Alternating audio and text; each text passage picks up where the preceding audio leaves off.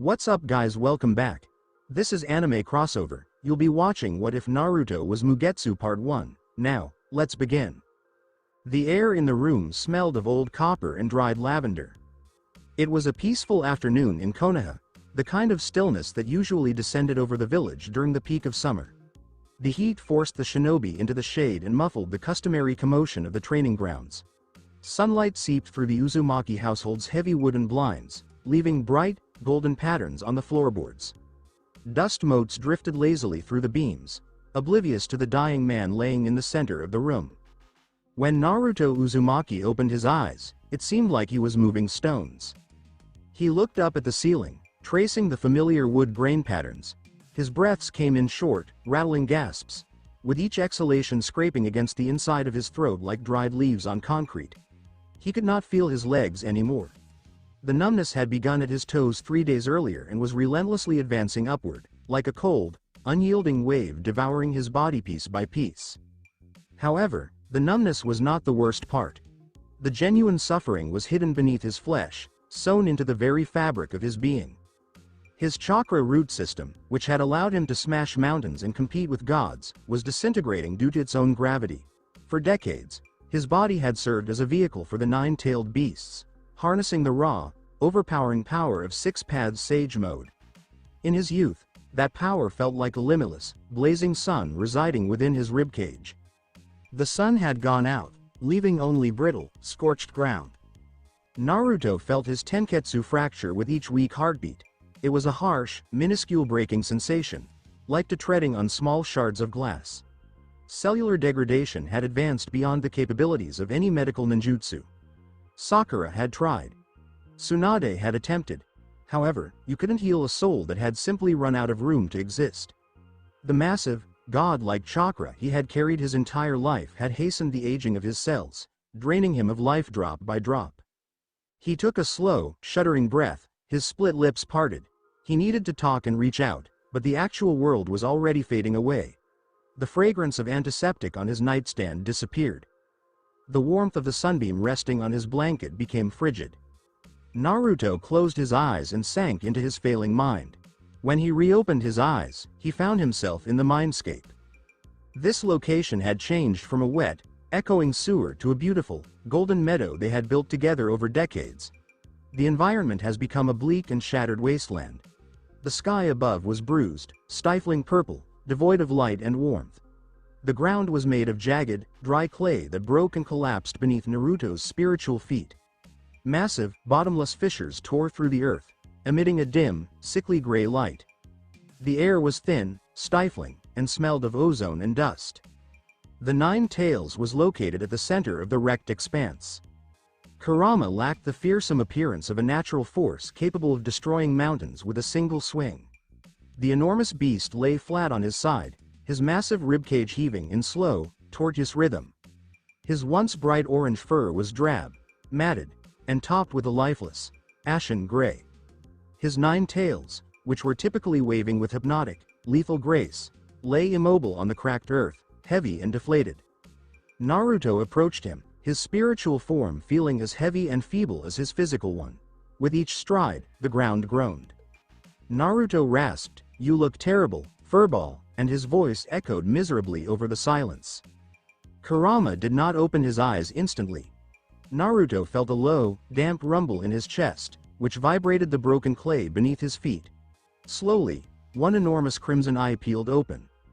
The slit pupil was blown wide, yet the vivid crimson was tempered by a hazy veil of fatigue. Kurama said, "Look in the mirror, brat." His voice, which was typically a thundering resonance that shook Naruto's spirit, was now a hollow, grating whisper. "I've seen corpses with more color than you." Naruto managed a faint, exhausted smirk. He reached the fox's enormous snout and flopped down against it, his back sinking into the coarse, thin fur. The heat that once radiated from Kurama like a furnace had vanished, leaving just a lukewarm, flickering ember. "How much longer?" Naruto inquired gently, gazing out at the falling edges of his inner world. Giant chunks of sky began to break away, dropping into the white abyss beyond. "Minutes. Perhaps less." Kurama exhaled, and a blast of dry, warm air swept across Naruto. "Naruto, the well is dry. I've been using the last of my own life energy to keep your heart beating, but the channels are gone. The vessel has shattered. There is nothing left to hold the water. As Naruto closed his eyes, a phantom agony in his chest tightened. He did not want to die.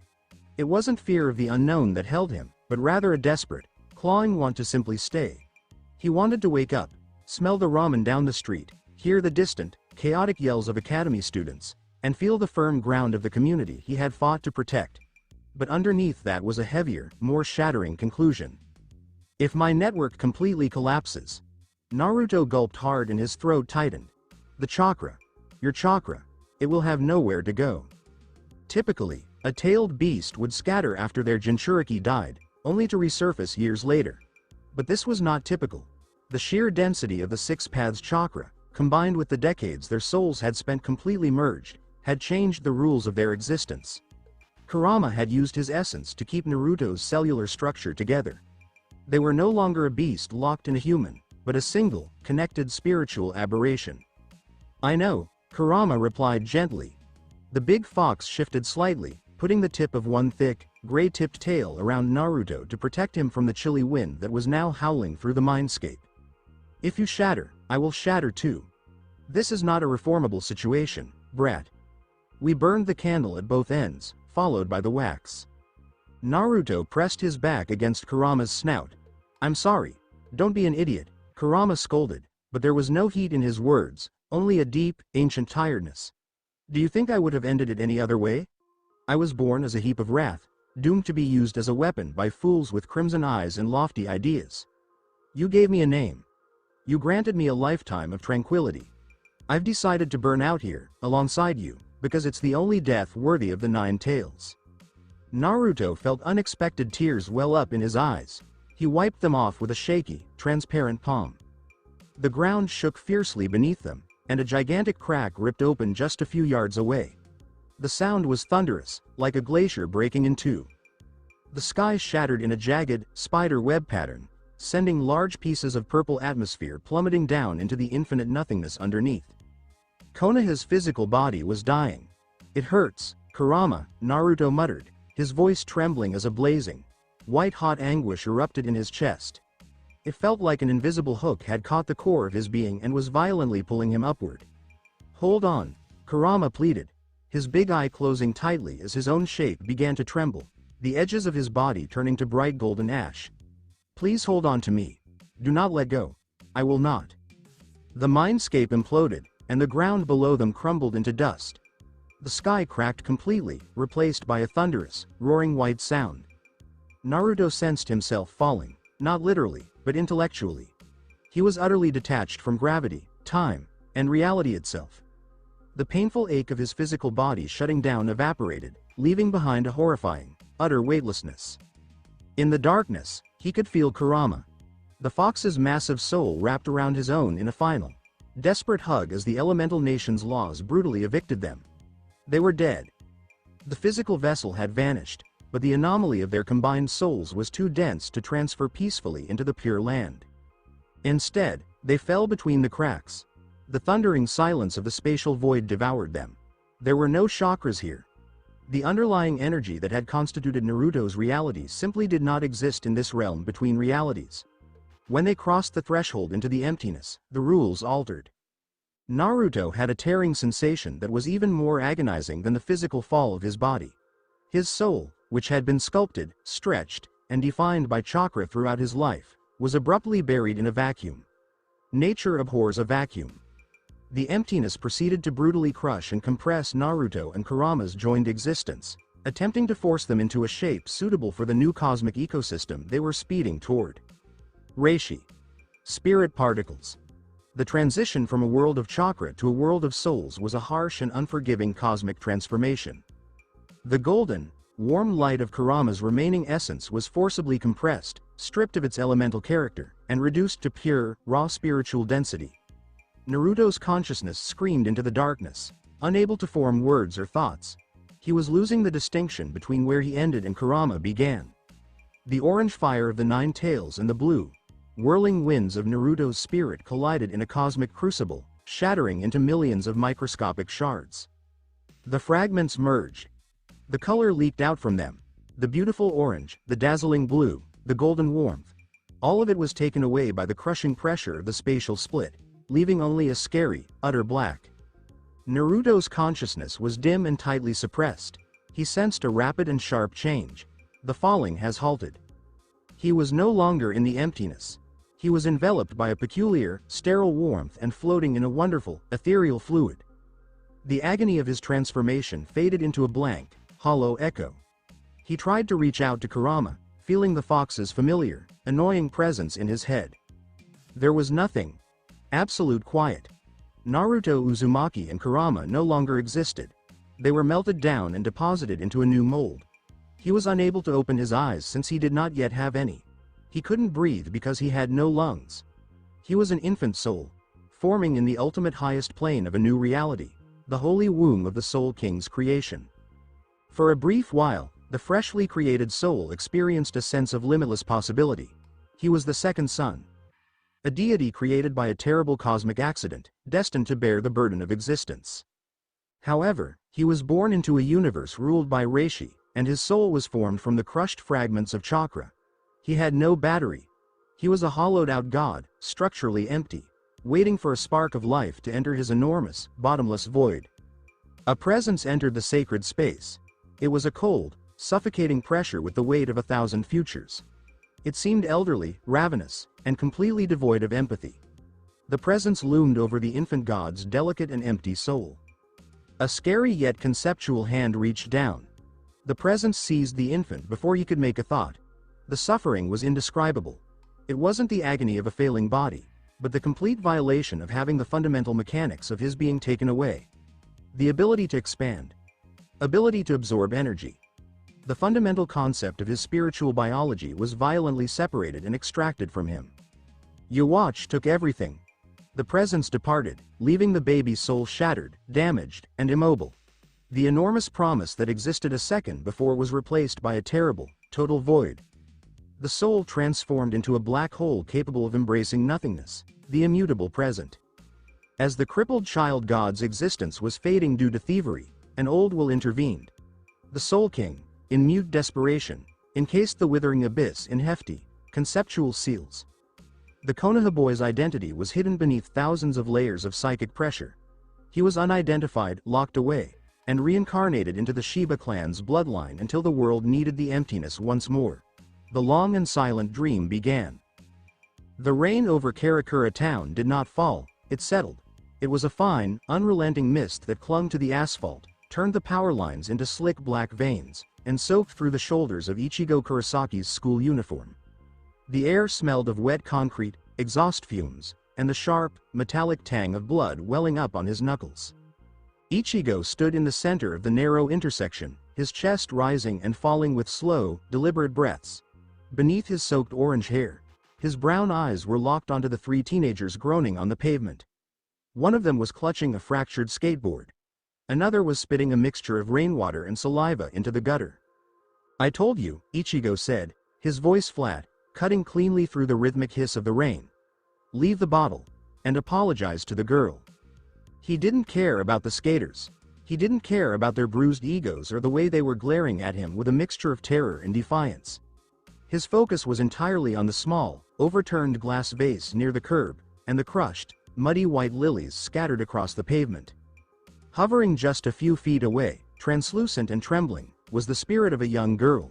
She wore a rain slicker that didn't actually repel the water. The drops passed right through her narrow shoulders. She was crying, though she made no sound. Ichigo felt a familiar, heavy pressure settle in the center of his chest. It was a sensation he had lived with for as long as he could remember. When he looked at spirits, when he felt their lingering sorrow or their frantic confusion, his own soul did not flutter in response. Instead, it pulled inward.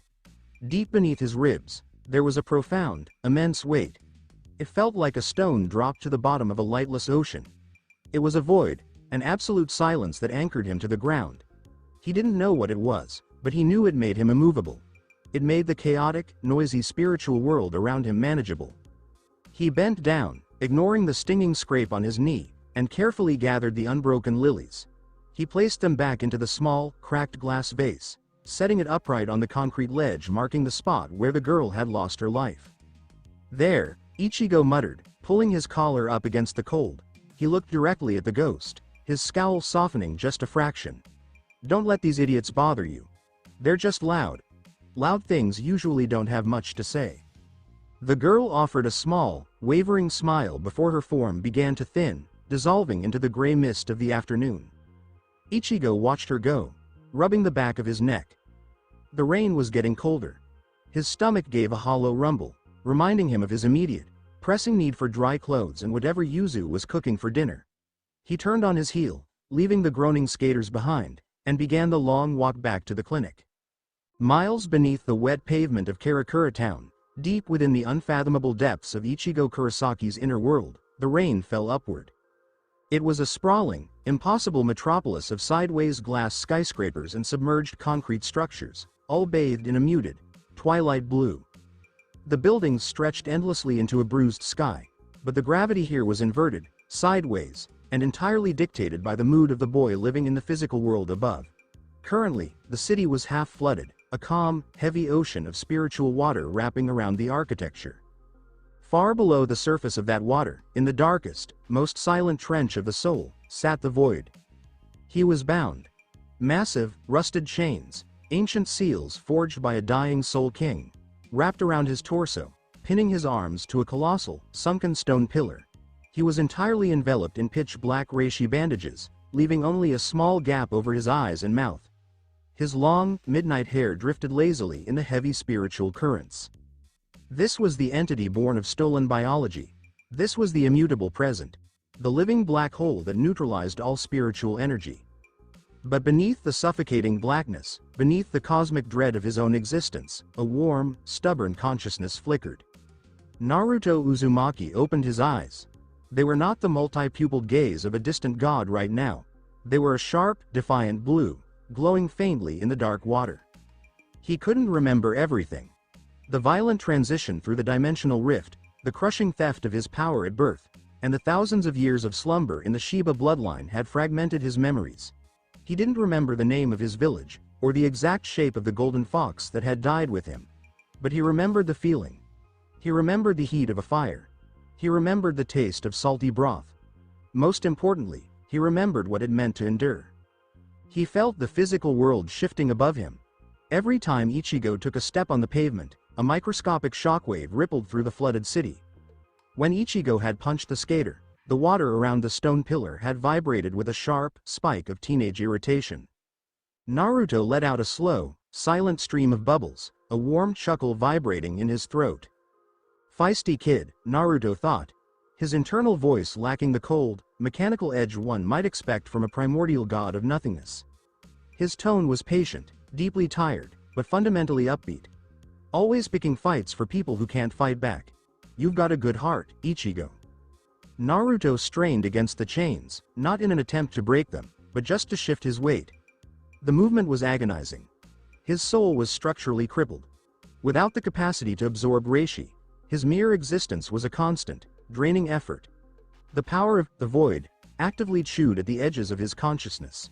But Naruto simply gritted his teeth and pushed the pain aside, focusing outward. He acted as a filter. When Ichigo encountered dense spiritual pressure, like the lingering miasma of a passing hollow or the sorrow of a lost ghost, that pressure would seep into the inner world. Naruto would open his fractured, hollowed-out soul just a fraction, letting his innate nothingness passively erase the toxic energy before it could harm the boy's mind. He was a suicide bomb disguised as a technique, locked away by the heavens. But in his own mind, he was just doing what he had always done. He was holding the line. I don't know why I'm stuck down here in the dark, Naruto mused, letting his head loll back against the cold stone. And I don't know who put these chains on me. But as long as I'm here, nobody's touching this kid's soul. Just keep walking forward, Ichigo. I've got your back. I'm not going anywhere. He closed his eyes again, letting the absolute silence of his power settle over the flooded city, keeping the waters calm. The front door of the Kurosaki clinic opened with a sharp jingle of the overhead bell.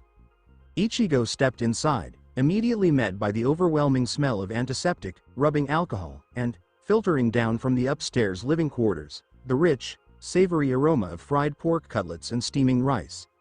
The contrast was dizzying, but it was home. He kicked off his wet shoes, the moisture seeping through his socks. Before he could even reach for a towel, the air in the hallway shifted. It wasn't a spiritual pressure. It was purely physical, carrying the undeniable weight of a grown man hurtling through the air at dangerous speeds. Ichigo didn't blink. He didn't turn around. He simply shifted his weight to his back foot, raised his right heel, and drove it backward with terrifying precision. His heel connected squarely with Isshin Kurisaki's jaw. The impact sounded like a baseball bat striking a heavy bag. Isshin spun midair, a cartoonish spray of blood erupting from his nose, before crashing face first into the wooden floorboards. He slid a few feet, coming to a halt against the baseboard with a pathetic groan. "Late," Isshin mumbled into the wood, raising a trembling thumbs up. "You're late for dinner, my beloved, delinquent son." "I was busy," Ichigo replied, stepping over his father's twitching body without a second glance. He ran a hand through his dripping hair, flicking rainwater onto Isshin's back. "And if you want me to be on time, maybe don't try to ambush me when I've had a long day." A father must constantly test his son's reflexes. Isshin suddenly bounded upright, the blood already wiped away, his face alight with manic, theatrical grief. He leapt toward a massive, framed poster of his late wife, Masaki, hanging on the wall. "Oh, Masaki. Our boy is so cold. He kicks his loving father and wanders the streets in the rain. Where did we go wrong?" Ichigo sighed, the heavy, anchoring weight in his chest pulsing steadily, grounding his irritation. He walked into the kitchen, the warmth of the stove immediately cutting through the chill in his bones. Yuzu was standing on a step stool by the stove, carefully turning the golden brown pork cutlets in a pan of sizzling oil. She turned, her soft brown eyes immediately catching the bruises on his knuckles. "Ichi-ni, you're soaked," she said, her voice laced with quiet concern. "And you were fighting again, weren't you?" "It wasn't a fight," Ichigo said, grabbing a towel from the counter and aggressively drying his hair. "Some guys just tripped on their skateboards. It was slippery." Sitting at the small dining table, Karen didn't look up from her handheld video game. The frantic, electronic beeps of the game filled the short silence. "You're a terrible liar, Ichi-ni. I can literally smell the asphalt on you.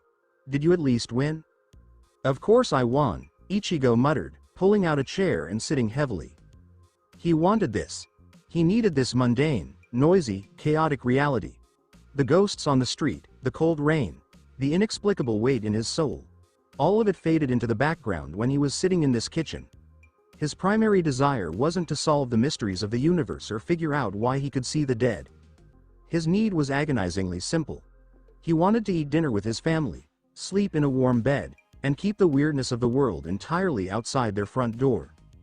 But as he chewed on a piece of hot pork, the heavy silence in his chest gave a strange, unexpected throb.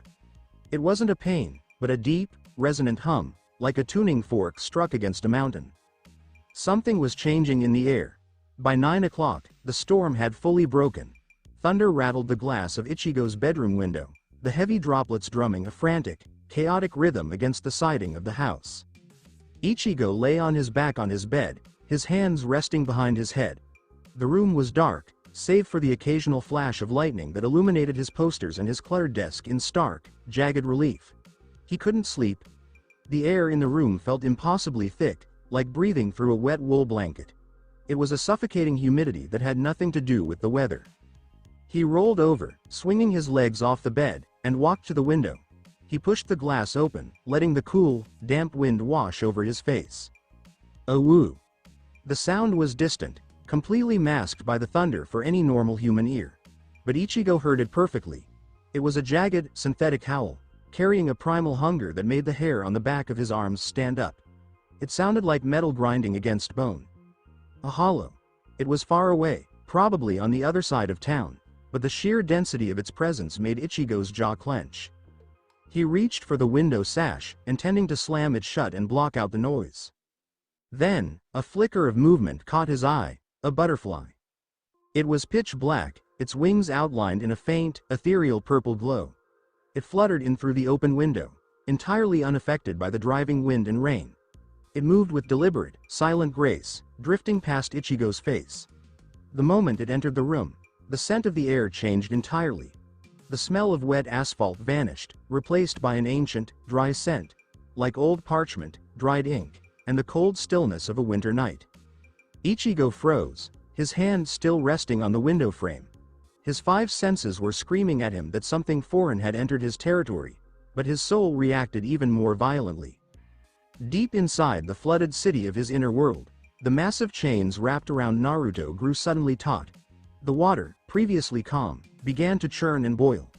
Naruto's blue eyes snapped open beneath his bandages.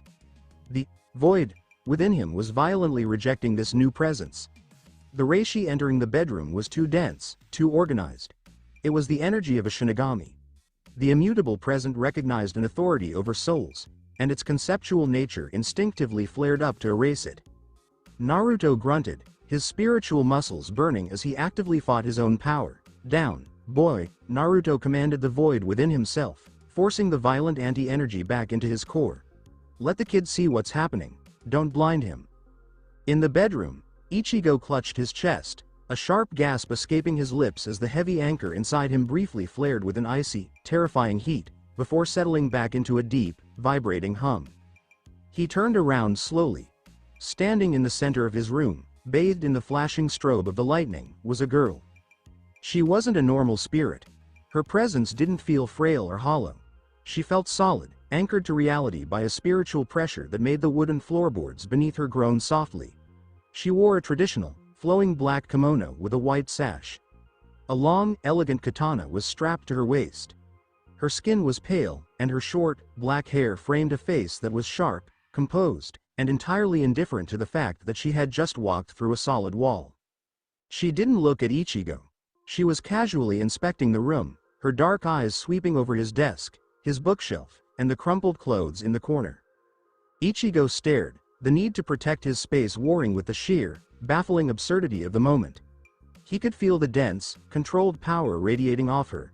It was entirely different from the feral howl of the hollow outside. It was disciplined. It was ancient. Rukia Kuchiki finally turned her head, her gaze locking onto him. For a fraction of a second, her composed expression faltered. Her eyes widened slightly, staring not at Ichigo's face, but directly at his chest. She could not see the flooded city. She could not see the chained god in the depths of the trench, but she felt the edge of the void. She felt the terrifying, absolute silence where a normal human soul should have been making noise. Ichigo scowled, pushing off the wall and taking a deliberate step forward, his voice low and thoroughly exhausted. "Who the hell are you, and why are you in my room?" The thunder rolled away, leaving a heavy, ringing silence in the bedroom. Rain continued to lash against the glass, pooling on the windowsill and soaking into the wooden frame, but Ichigo's attention was entirely anchored to the girl standing in the center of his floor. She hadn't answered him. In fact, she hadn't moved at all. She was staring at his chest, her dark eyes wide with a mixture of intense curiosity and a subtle, creeping unease. The air around her smelled distinctly like dry ink and old, cold stone, a stark contrast to the humid, ozone-heavy storm outside. "Hey," Ichigo barked, the sharp edge in his voice designed to cut through her trance. He took another step forward, his wet socks squishing against the floorboards. "I asked you a question. Who are you? Are you a burglar? Because if you are, you picked the wrong house." Rukia blinked, the momentary lapse in her composure vanishing behind a mask of aristocratic indifference. She slowly raised her gaze from his chest to his eyes, her brow furrowing in genuine confusion. "You." She tilted her head, her voice carrying a strange, resonant echo that seemed to bypass Ichigo's ears and speak directly to the bones in his skull. "You are speaking to me? You can see me?" Ichigo let out a harsh, incredulous scoff. He crossed his arms over his chest, his brow drawn down in a fierce scowl. "Are you blind? Of course I can see you. You're standing right in the middle of my room, tracking whatever that weird black dust is onto my floor." He pointed a rigid finger toward the window. "I don't know what kind of weird cosplay thing you're doing, but get out. Now. I've had a long day, my dad is a maniac, and I need to sleep." Rukia didn't move toward the window. Instead, she took a slow, deliberate step toward him, her hand resting casually on the hilt of the katana at her waist. Fascinating. A human with high enough spiritual awareness to not only see a Shinigami, but to speak to one with such insolence. She reached out a pale hand, aiming for his face. "Tell me, human, how clearly can you perceive my form?" Ichigo didn't let her finish. The moment her hand invaded his personal space, his reflexes took over. He didn't care if she felt different, or if her presence made the heavy void in his chest hum. She was an intruder reaching for his face in his own bedroom. He shifted his weight, pivoted on his heel, and delivered a swift, powerful kick directly to the center of her back. Thwack. The physical impact echoed sharply in the small room. Rukia let out a sharp gasp of pure shock, her feet leaving the floor as she was propelled forward. She tumbled awkwardly, crashing into his desk and sending a stack of textbooks and loose papers cascading to the floor in a chaotic rustle. Ichigo lowered his leg, his glare intensifying. "Don't touch me, and don't call me human, like you're some kind of alien. I told you to leave." Rukia pushed herself up from the floor, her black hair falling over her eyes. For a second, the room grew intensely cold. The temperature dropped so fast that Ichigo could see his own breath misting in the air. The heavy, dry scent of ink intensified until it was almost suffocating. She turned around, her face twisted in a mask of sheer, furious disbelief. You kicked me," Rukia whispered, her voice trembling not with pain, but with absolute indignation. "You made physical contact with my spiritual body. You, a mere plus-level human, dared to strike a noble Shinigami." She didn't draw her sword. Instead, she raised her right hand, her index and middle fingers extended straight toward Ichigo's chest. Her spiritual pressure flared, a sudden, blinding flash of blue energy that illuminated the dark room brighter than the lightning outside. "Bakudo number 1, Rukia commanded, her voice slicing through the heavy air. Sigh. Deep beneath the surface of the waking world, the flooded city shuddered. The water violently rippled as a foreign energy invaded the airspace.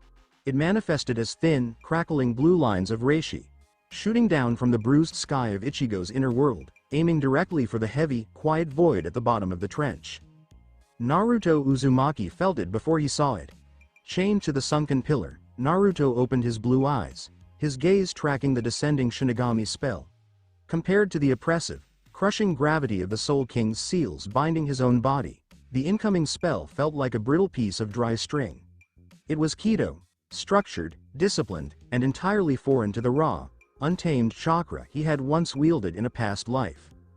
The moment the blue reishi made contact with the edges of his domain, Naruto's innate power reacted automatically. The void flared. The conceptual power of nothingness surged up to completely erase the incoming spell, ready to dissolve the Shinigami's magic into harmless, unusable dust before it could ever touch Ichigo. No, wait, Naruto thought, actively clamping down on his own defensive instincts. He grit his teeth under the pitch-black bandages, straining against the heavy chains as he forced his own overwhelming anti-energy to recede. It was a painful, exhausting effort. He was a creature designed to erase, and forcing himself not to erase a spiritual attack felt like holding his breath while a heavy weight sat on his chest. If I erase her spell, she'll know something is wrong, Naruto reasoned, his tired mind racing. She'll realize he isn't just a human, and honestly, she's not trying to kill him. It's just a binding spell. Let's see how the kid handles himself. He needs to understand that not everything can be solved with a right hook. With a monumental effort of will, Naruto allowed the blue energy to pass through the filter of his soul. He watched, an amused, tired smile playing on his lips, as the Shinigami magic bypassed him and snapped firmly around Ichigo's spiritual wrists. In the bedroom, Ichigo let out a sharp, breathless grunt. His arms violently jerked behind his back as if pulled by a motorized winch. His wrists slammed together, locked tightly by an invisible, crushing force. He lost his balance, his knees hitting the wooden floor with a painful thud, before he tipped forward, his cheek pressing against the cold, wet floorboards. What did you do? Ichigo gasped, struggling frantically. He twisted his shoulders, trying to pull his arms apart, but the invisible bonds felt like solid iron. The more he pulled, the tighter they became, digging painfully into his joints. Rukia stood over him, smoothing the wrinkles out of her black kimono with a haughty, satisfied brush of her hand. The freezing temperature in the room slowly receded, replaced once again by the humid chill of the storm outside. I have bound your movements, Rukia said, stepping over his struggling form and casually sitting down on the edge of his bed. She patted the mattress, making herself comfortable. It is a basic Kido spell used by the Shinigami. You cannot break it with brute strength, so I suggest you cease thrashing about like a caught fish. It is highly undignified. Undo this right now, Ichigo demanded, his voice muffled against the floor. His need to protect his space, to maintain the normalcy of his quiet evening, was violently clashing with the impossible reality pinning him to the wood. I swear, if you don't take this off, You will do what? Rukia interrupted smoothly, her dark eyes looking down at him with an expression of mild pity. You are completely helpless. Now, since you have proven yourself to be exceptionally rude, but also possess an anomalous level of spiritual awareness, I suppose I must educate you. She reached into the folds of her kimono sash and produced a small, worn notebook and a black marker.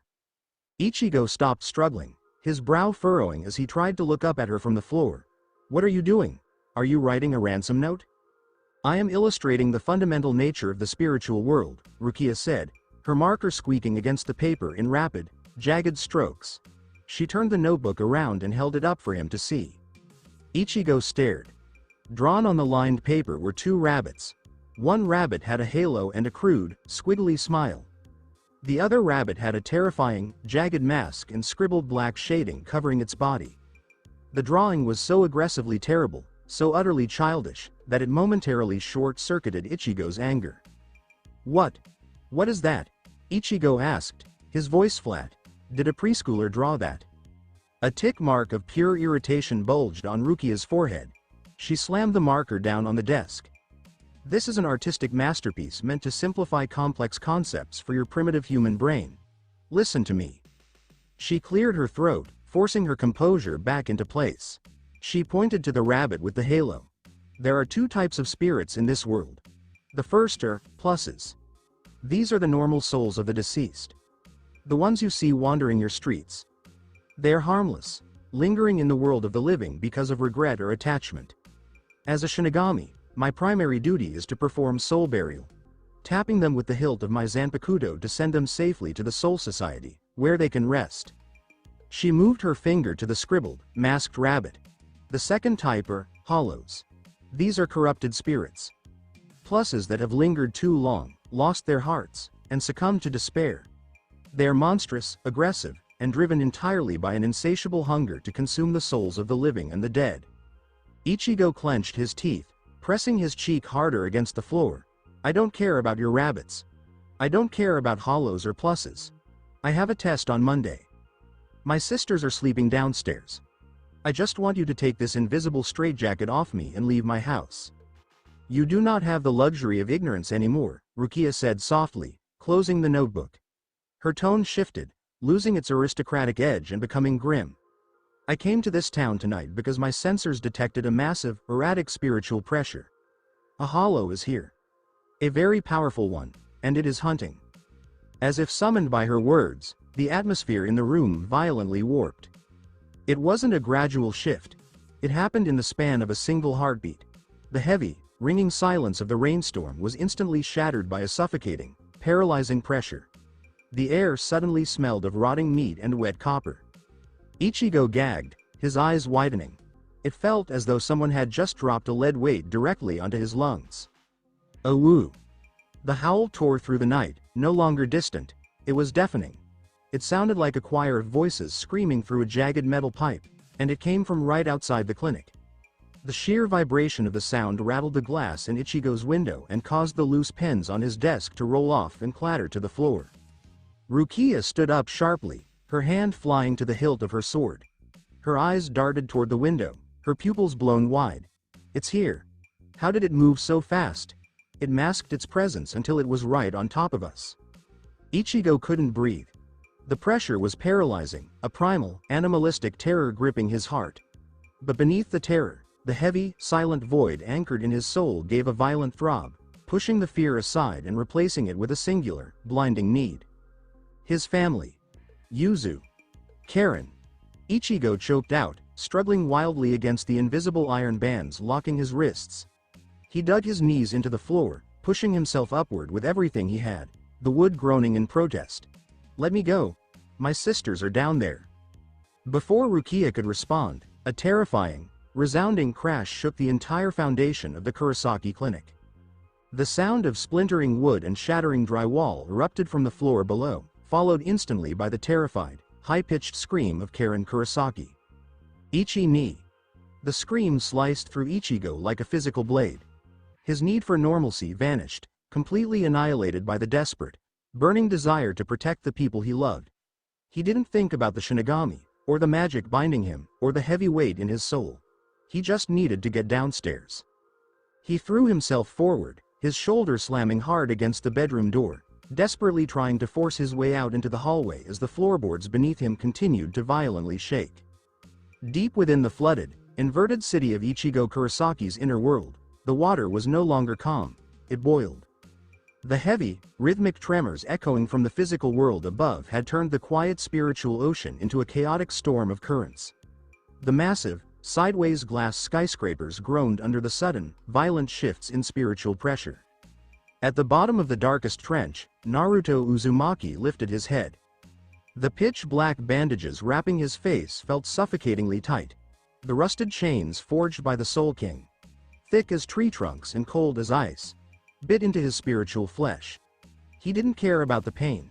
His sharp, glowing blue eyes were entirely focused upward, piercing through the dark water, sensing the sudden, foul miasma that had just descended upon the waking world.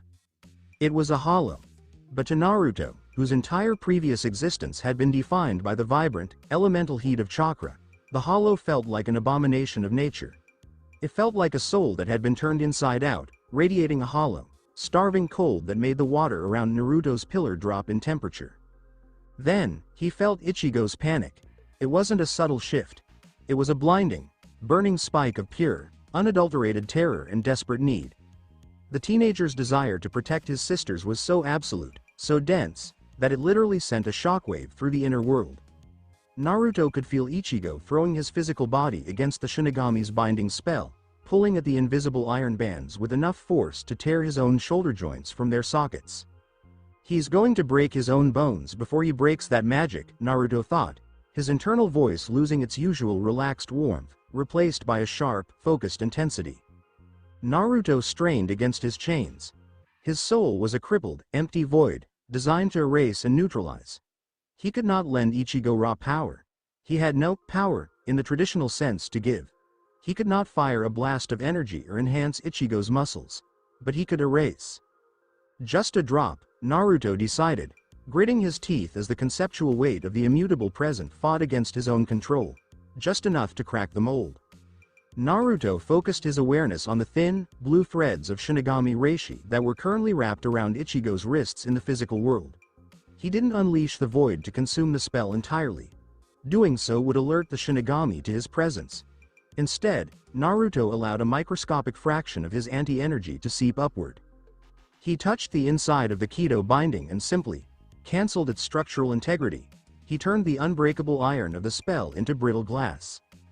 "Go get him, kid," Naruto thought, exhaling a long, slow breath as he let his head fall back against the stone pillar, the exertion leaving him dizzy and drained. In the bedroom, Ichigo let out a feral, breathless roar. He had his shoulder pressed against the bedroom door, his legs driving into the wooden floorboards with every ounce of leverage he could muster, while his arms pulled violently in opposite directions. His wrists were bruised and bleeding, the invisible bands digging into his skin. His lungs burned. His mind was entirely consumed by the echo of Karen's scream. He needed to get down those stairs. Nothing else mattered. Not the Shinigami, not the weirdness of the night, only the absolute necessity of keeping his family breathing. And then, the impossible happened. The invisible bands holding his wrists suddenly felt hollow, as if the energy keeping them solid had simply rotted away from the inside. With a final, desperate wrench of his shoulders, Ichigo ripped his arms apart. There was a sharp sound, like a pane of thick glass shattering, and a shower of faint blue sparks dissolved into the humid air. Ichigo tumbled forward, his hands finally free, slamming his palms against the doorframe to catch his balance. Behind him, Rukia Kuchiki froze. Her hand, which had been reaching for the hilt of her Zanpakuto to rush out and face the hollow, stopped dead in midair. Her dark eyes widened to an impossible degree, staring at Ichigo's back as if the boy had just grown a second head. "You." Rukia whispered, the aristocratic composure completely wiped from her face, replaced by profound shock. "You broke a Kido spell. That is impossible. A human cannot break a Shinigami's binding with sheer physical strength." Ichigo didn't even look back. He didn't care about her disbelief. He reached out, his hand wrapping around the heavy, wooden back of his desk chair. With a violent yank, he snapped one of the thick wooden legs off the base, gripping it like a makeshift club. "Stay out of my way," Ichigo growled, his voice vibrating with a primal, protective fury. He threw the bedroom door open and bolted down the dark hallway, his bare feet slapping against the wood. The cold wind from the storm was no longer hitting the outside of the house. It was blowing directly up the staircase. Ichigo took the stairs 3 at a time, his heart hammering against his ribs like a trapped bird. The smell hit him first, a foul, suffocating odor of rotting meat, stagnant water, and sulfur. It was so intense it made his eyes water. He reached the bottom landing and stopped, his breath hitching in his throat. The entire front wall of the Kurosaki clinic was gone. It hadn't been blown outward, it had been violently pulled inward, scattering shattered drywall, splintered studs, and broken medical equipment across the living room floor. Rain blew horizontally into the house, soaking the ruined carpet. In the center of the debris stood the nightmare. It was massive, easily 2 stories tall, forcing it to hunch over just to fit its upper body into the destroyed living room. Its body was a sickly, mottled gray, resembling the bloated corpse of an amphibian, but stretched over the skeletal structure of a primate. Thick, muscular arms ended in razor-sharp, elongated claws that gouged deep trenches into the hardwood floor with every microscopic movement. But the most terrifying feature was its face. It wore a bone-white mask that looked vaguely like a skull, but the proportions were horribly wrong. The jaw was too wide, and rows of jagged, uneven teeth protruded from the bottom. From the eye sockets of the mask, a pair of bulging, bloodshot eyes darted around the room with frantic, starving intelligence. In its massive right hand, dangling a few feet off the floor, was Yuzu. She was completely limp, her soft pajamas stained with dust and debris. A trickle of blood ran down her forehead, her eyes closed in unconsciousness. A few feet away, huddled against the overturned dining table, was Karen. She was clutching her arm, her face pale and streaked with tears, staring up at the monster in absolute, paralyzing horror. "Yuzu!" Ichigo screamed, the sound tearing from his throat before his brain could even process the danger. The hollow's massive, masked head snapped toward the staircase. Its bloodshot eyes locked onto Ichigo. A low, vibrating rattle emanated from the hollow cavity of its chest, a sound that conveyed deep, insatiable satisfaction. It tossed Yuzu aside like a discarded doll. She landed hard against the sofa, sliding to the floor in a heap. No, Ichigo didn't think. He didn't calculate the odds of a high school student fighting a 2-story monster with a broken chair leg. He simply reacted to the singular need to place himself between the creature and his sisters. He charged forward, leaping over a pile of shattered drywall, raising the wooden club high above his head. He aimed directly for the hollow's bone-white mask, putting every ounce of his weight, his fear, and his fury into the swing. Crack. The wooden chair leg connected solidly with the side of the hollow's mask. The impact sent a painful, jarring shockwave straight down Ichigo's arms, vibrating his teeth. The wood instantly splintered into 100 useless pieces. The hollow didn't even flinch. It didn't step back.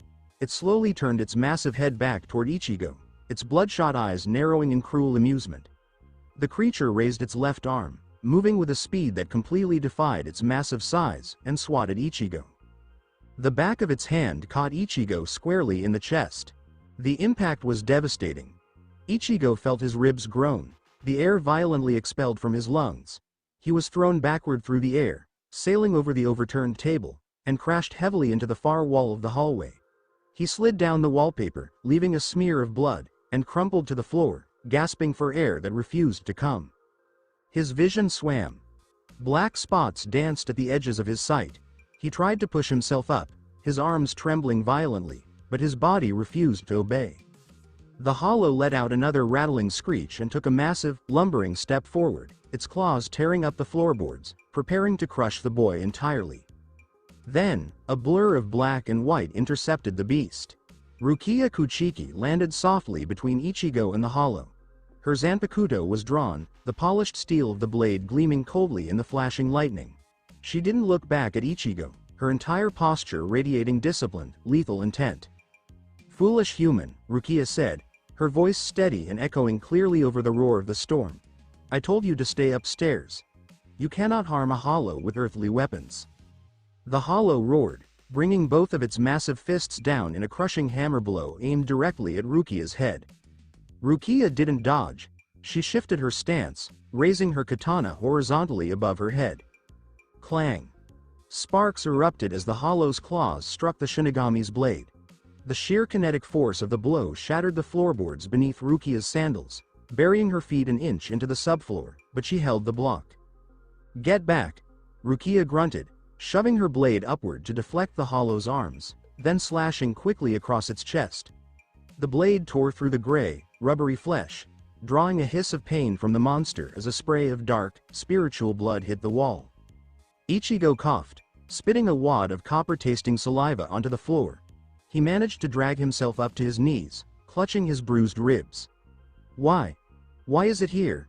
he gasped, his eyes darting frantically to where Karen was still hiding, terrified and frozen. "Why is it attacking my house?"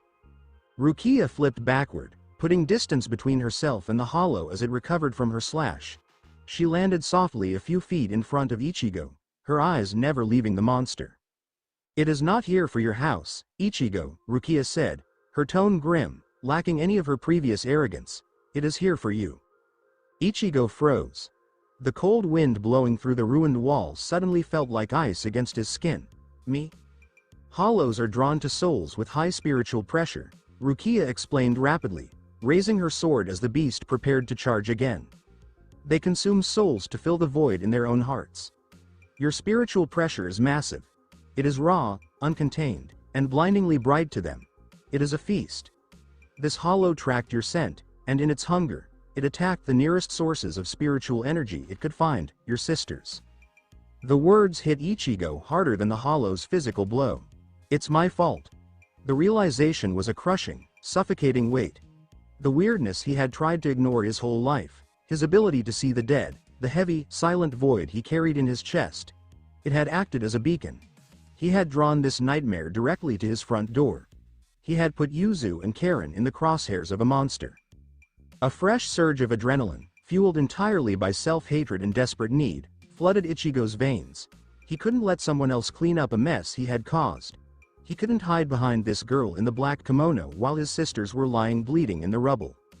The hollow roared, charging forward with terrifying speed, its massive jaws opening wide to snap Rukia in half. Ichigo didn't think. He pushed off the wall and lunged forward, ignoring the screaming agony in his ribs, intending to tackle Rukia out of the way, to use his own body as a shield. "Ichigo! No!" Rukia screamed, her eyes widening in horror as the foolish human stepped directly into the hollow's path. She had no choice. She aborted her own attack, throwing her body violently in front of Ichigo, putting her back to the hollow to shield him from the incoming strike. Crunch. The sound of teeth sinking into flesh and bone was sickeningly loud. Ichigo fell backward, his eyes wide with shock as hot, red blood sprayed across his face and uniform. Rukia stood over him, her body rigid. The hollow's massive jaws had clamped down directly onto her right shoulder and collarbone. The monster shook its head violently, tearing through her Shinigami robes and deep into her flesh before violently throwing her aside. Rukia crashed into the far wall, her Zanpakuto clattering uselessly across the wooden floor. She collapsed into a crumpled heap, a massive pool of crimson quickly spreading outward from her shoulder, staining the white sash of her kimono. The hollow let out a triumphant roar, slowly turning its attention back to Ichigo, savoring the kill. Ichigo scrambled across the floor, ignoring the monster for a split second, and slid to a halt beside Rukia. Her skin was ashen. Her breathing was shallow and ragged, her dark eyes struggling to remain open. "Hey," Ichigo whispered, his voice cracking, his hands hovering over her bleeding shoulder, not knowing how to help. "Hey, why did you do that? I didn't ask you to protect me." "Fool," Rukia coughed, a thin line of blood trickling from the corner of her mouth.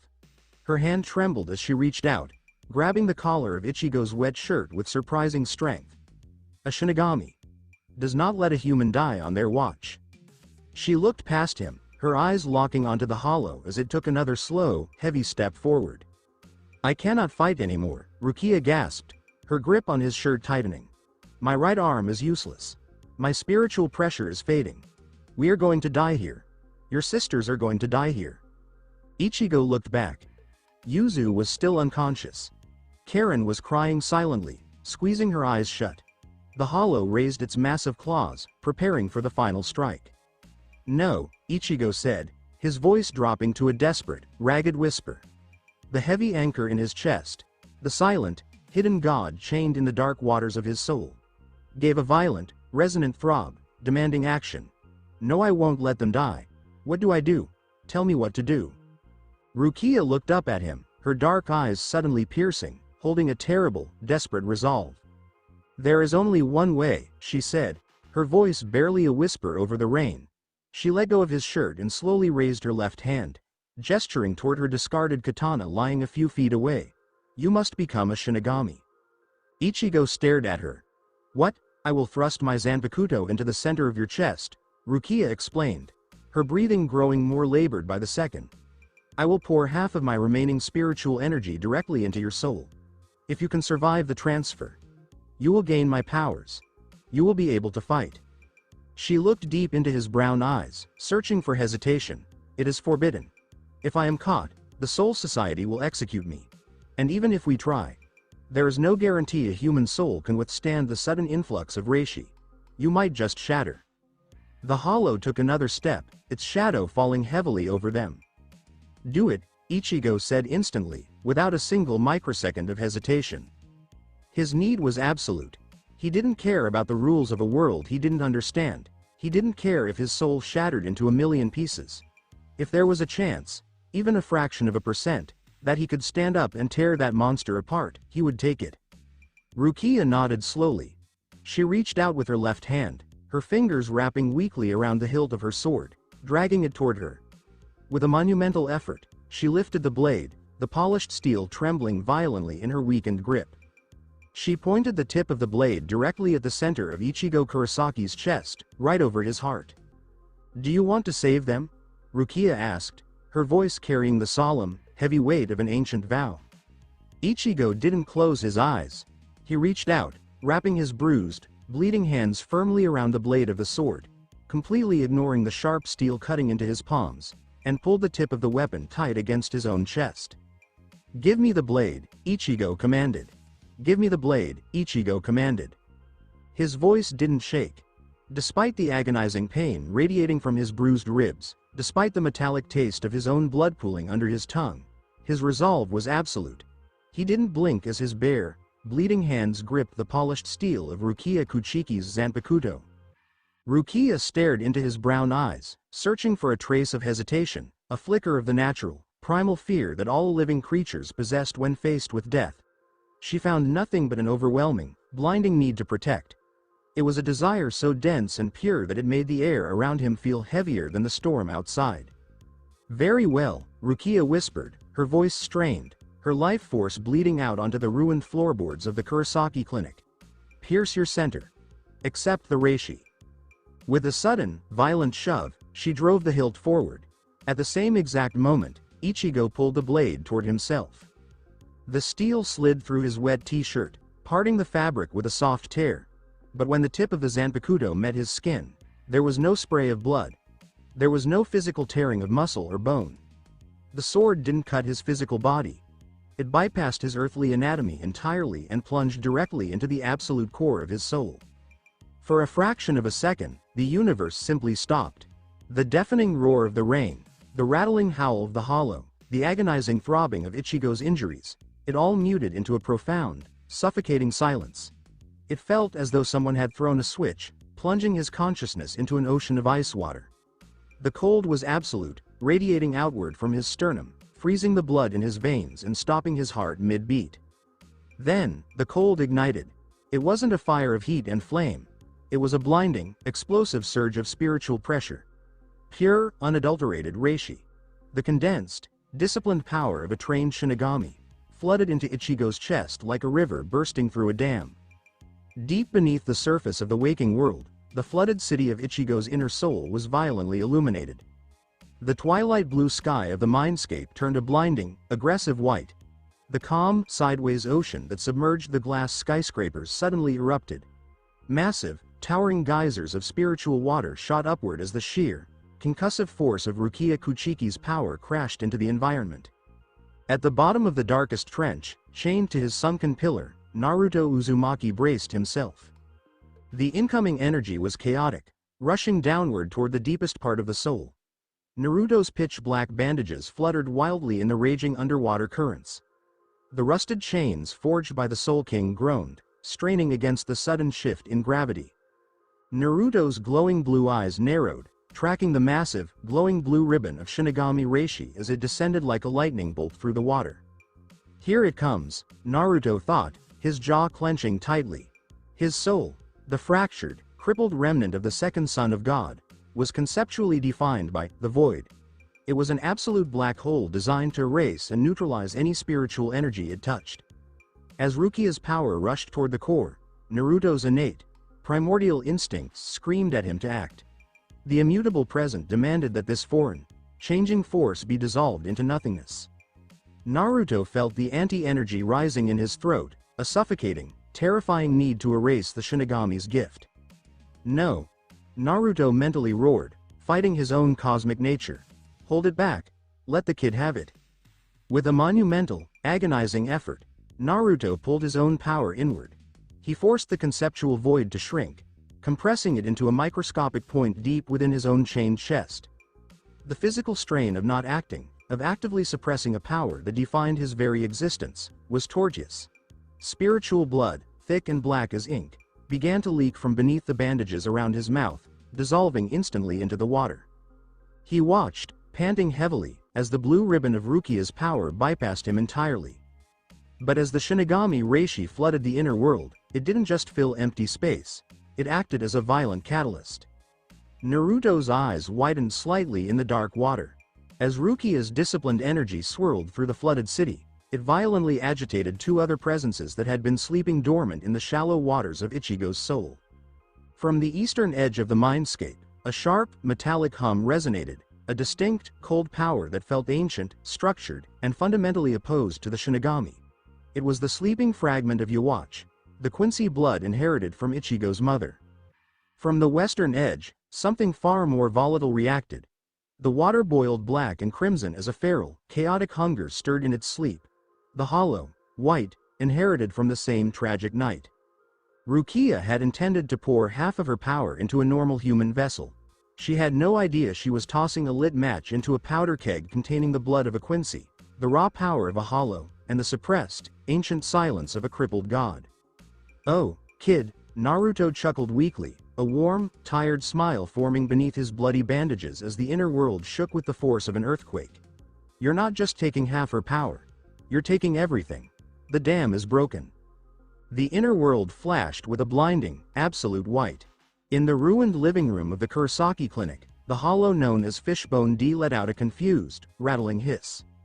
The small, insignificant human who had thrown himself in front of the Shinigami was suddenly glowing.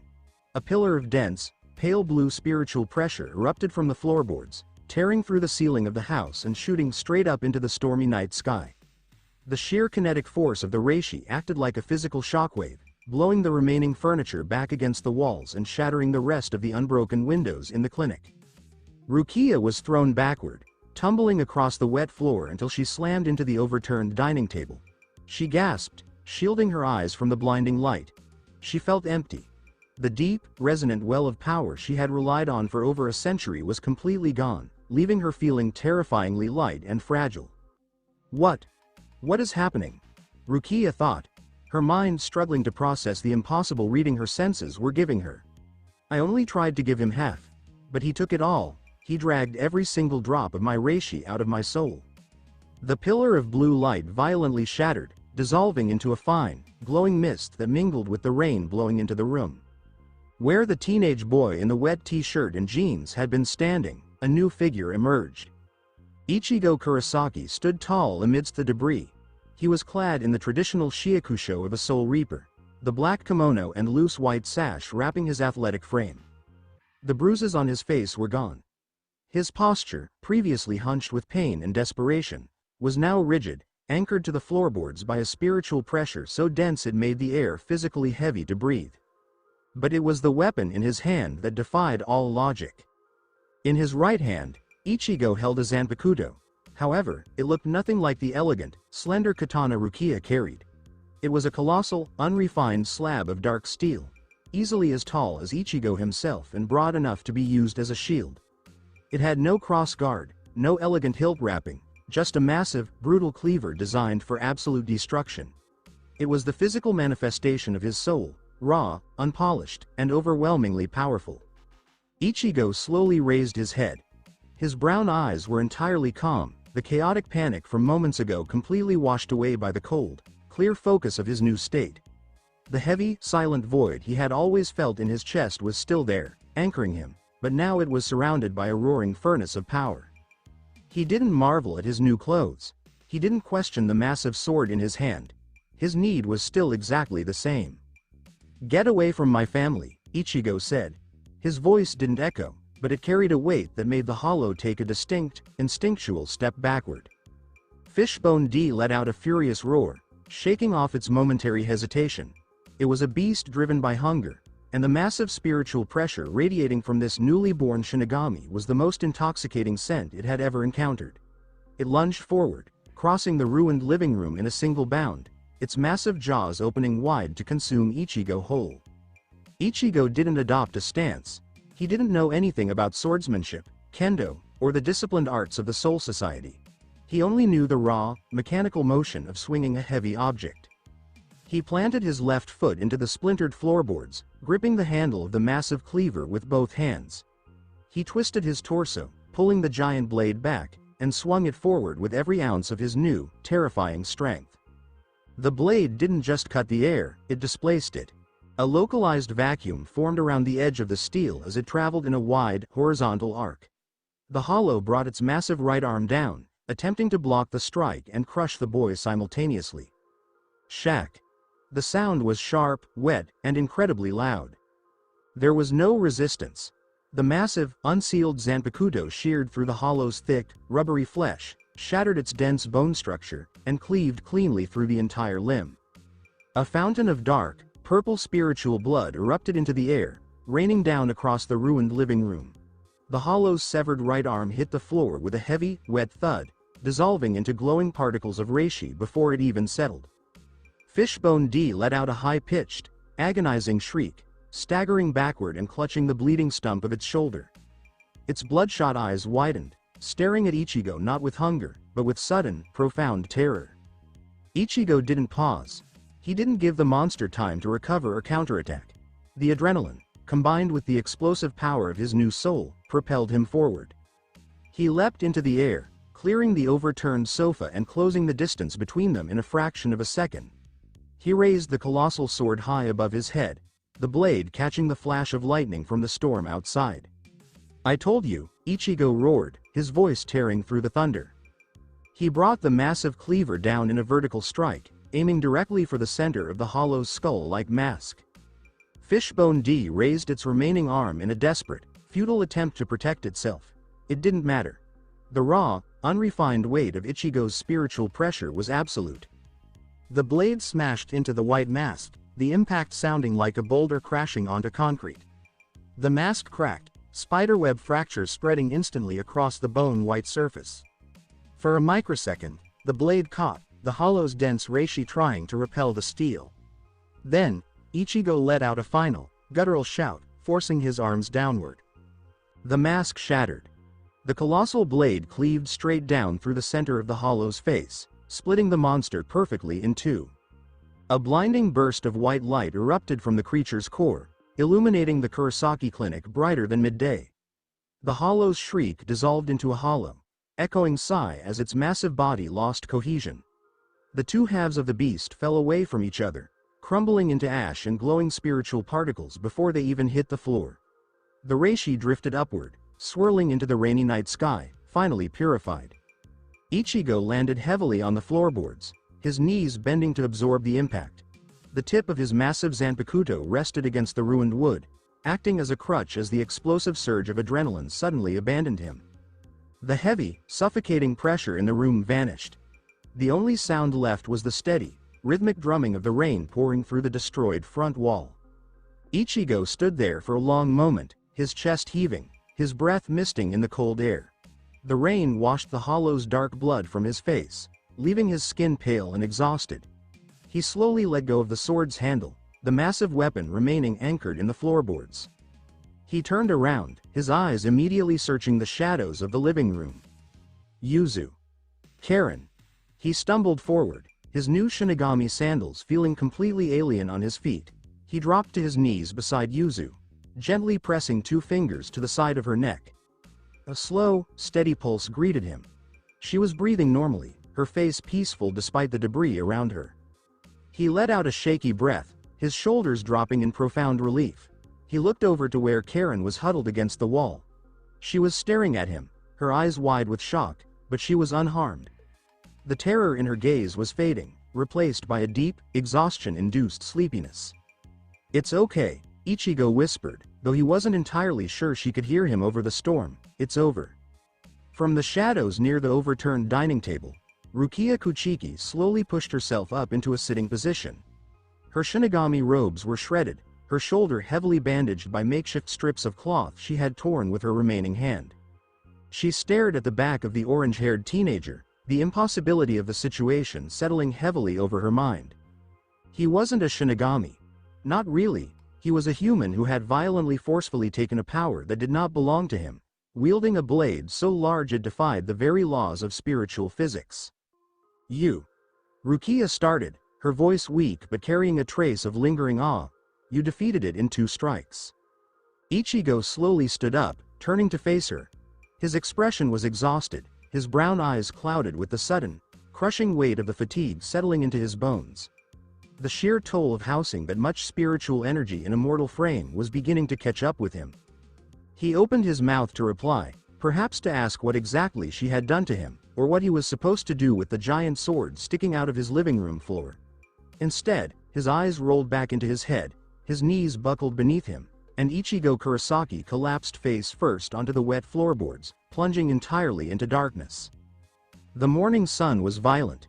It cut through the opening in the bedroom curtains, striking a bright, blinding stream of white light straight over the face of Ichigo Kurosaki. He grumbled and turned his head into his pillow. The cotton had a subtle fragrance of laundry soap and old perspiration. He tried to draw the blanket up over his shoulders, but his body wouldn't cooperate. A deep, throbbing pain pulsed from the center of his chest, outward to his injured ribs and down his arms. His muscles felt as if they had been packed with wet cement and left to set overnight. Why'd I hurt so much? The concept came slowly and confused through the fog of sleep. His eyes opened, and he stared at the popcorn texture of his ceiling. He heard it. He could hear the faint hum of morning traffic down below. A muted cheer from a television ad came from below, followed by the clatter of a frying pan on a stove grate. Normal noises. Normal morning. Then the recollection hit him like a smack to the head. The rain. The scent of the rotten meat was choking. The big skull-masked monster rips the front off the clinic. Yuzu was bleeding on the floor. The girl in the black kimono shoving a gigantic sword into his chest. Ichigo pulled the sheets off angrily and sat up straight. For a second his vision blurred, black specks dancing in his peripheral as the blood rushed from his brain. He ignored the dizziness, his palms beating madly on his chest. He was in his gray t-shirt and baggy pajama trousers. The fabric was present. He slipped his fingers inside his shirt collar, against his sternum. No injuries. No blood. No ragged wound where a blade had penetrated his heart. He kicked his legs off the bed, his bare feet hitting the hardwood. His eyes darted across the room. His desk was straight. His textbooks were neatly piled together. The window was closed, the glass unbroken, a few lingering showers drying on the outside pane. There was no crude, enormous cleaver leaning against his wall. "A dream," Ichigo mumbled, his voice dry and raspy. He brushed both hands over his face and combed his fingers through his brilliant orange hair. It was only a bad dream. He wanted to believe it. The concept of normalcy latched on to his craving like a lifeline. He'd been under stress. He'd gotten into a battle with those skaters, returned home fatigued, and his unusual ability to see ghosts had finally popped out as a full-blown nightmare. That was the reasonable answer. But he stood with quaking knees. There was the dull, phantom pain in his ribs again, flaring where the monster had hit him. And far inside him the heavy, silent emptiness that had held his soul for 15 years seemed different. It was no longer a still, quiet lake. It was heated, a thick, held-in current of life that made the tips of his fingers prickle. He didn't take time to change his clothes. He virtually ripped open his bedroom door and ran down the corridor. He tumbled down the stairs, skipping steps in his frantic urge to affirm reality. He entered the kitchen with lungs on fire. "Yuzu, Karen." "Good morning, Ichi-ni," said Yuzu from the step stool by the stove.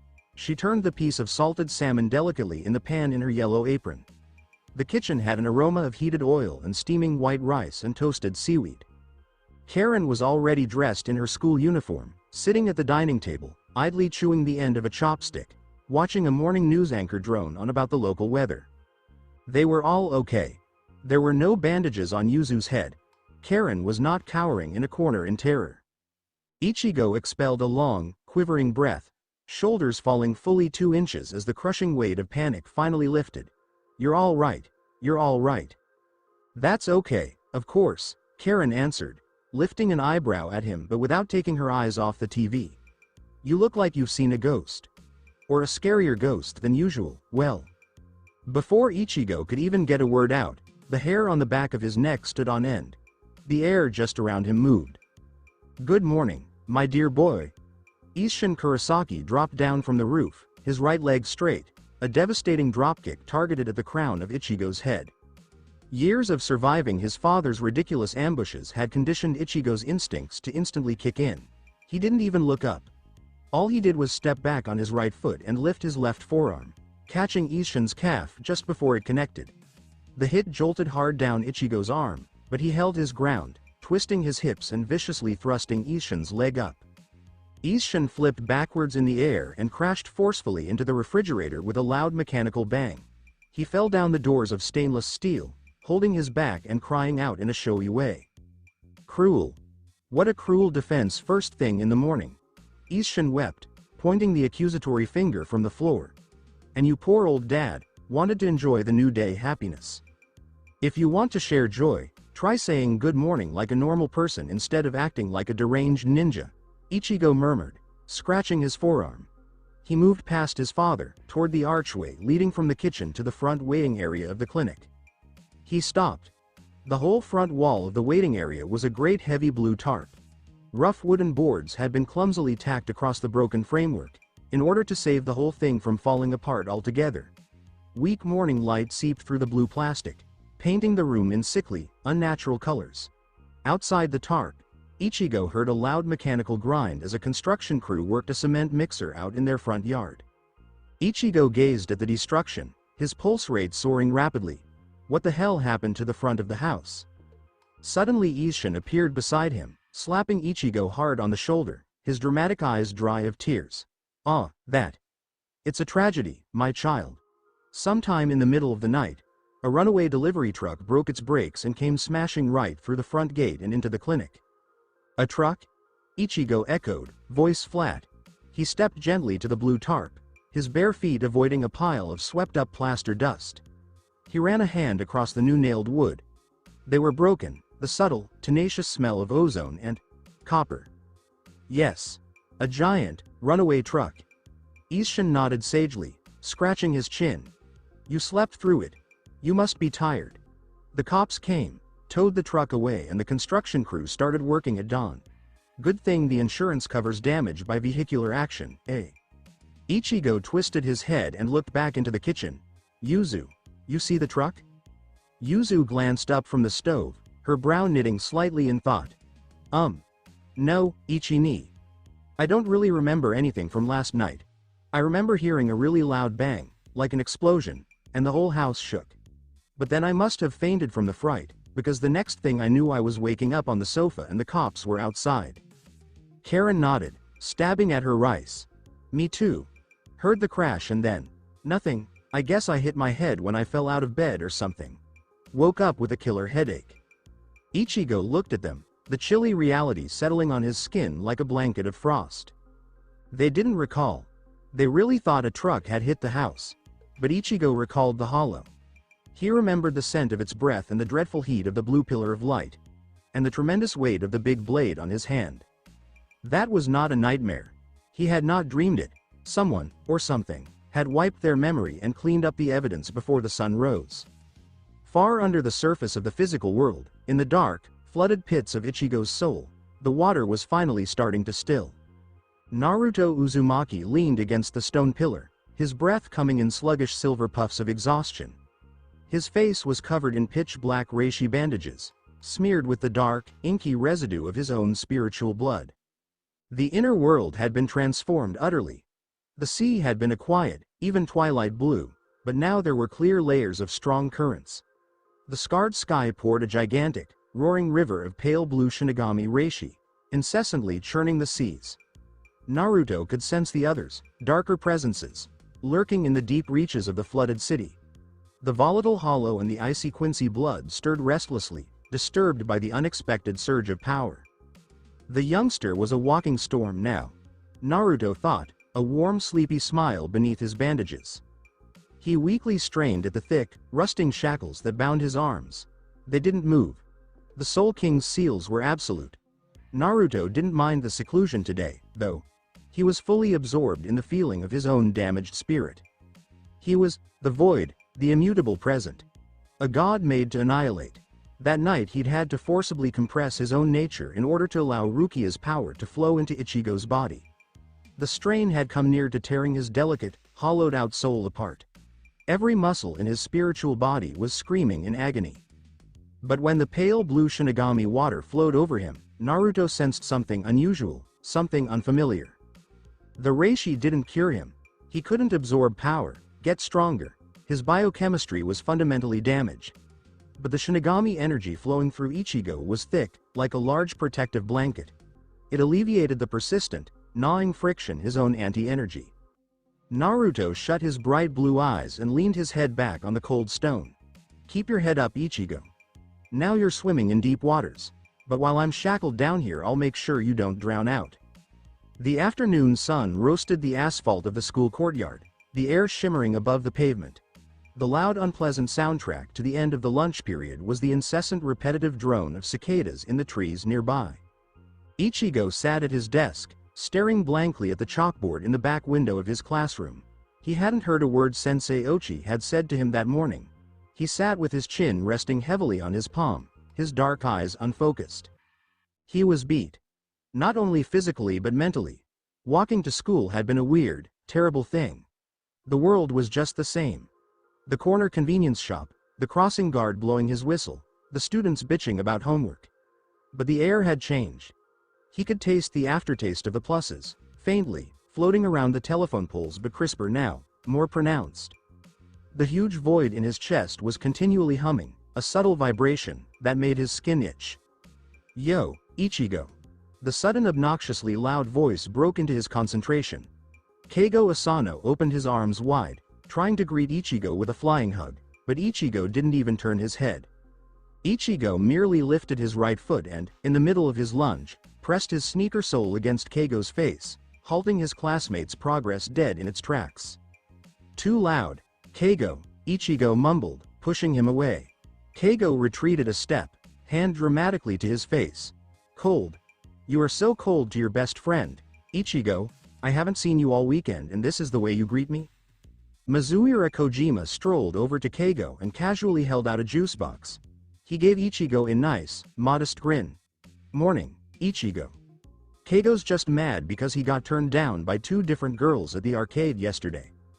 Keigo's face turned scarlet. I was not rejected, he yelled. Tactical retreat. They were obviously afraid of my powerful aura. Morning, Kurosaki-kun. A quiet, happy voice broke through the bustle of the classroom.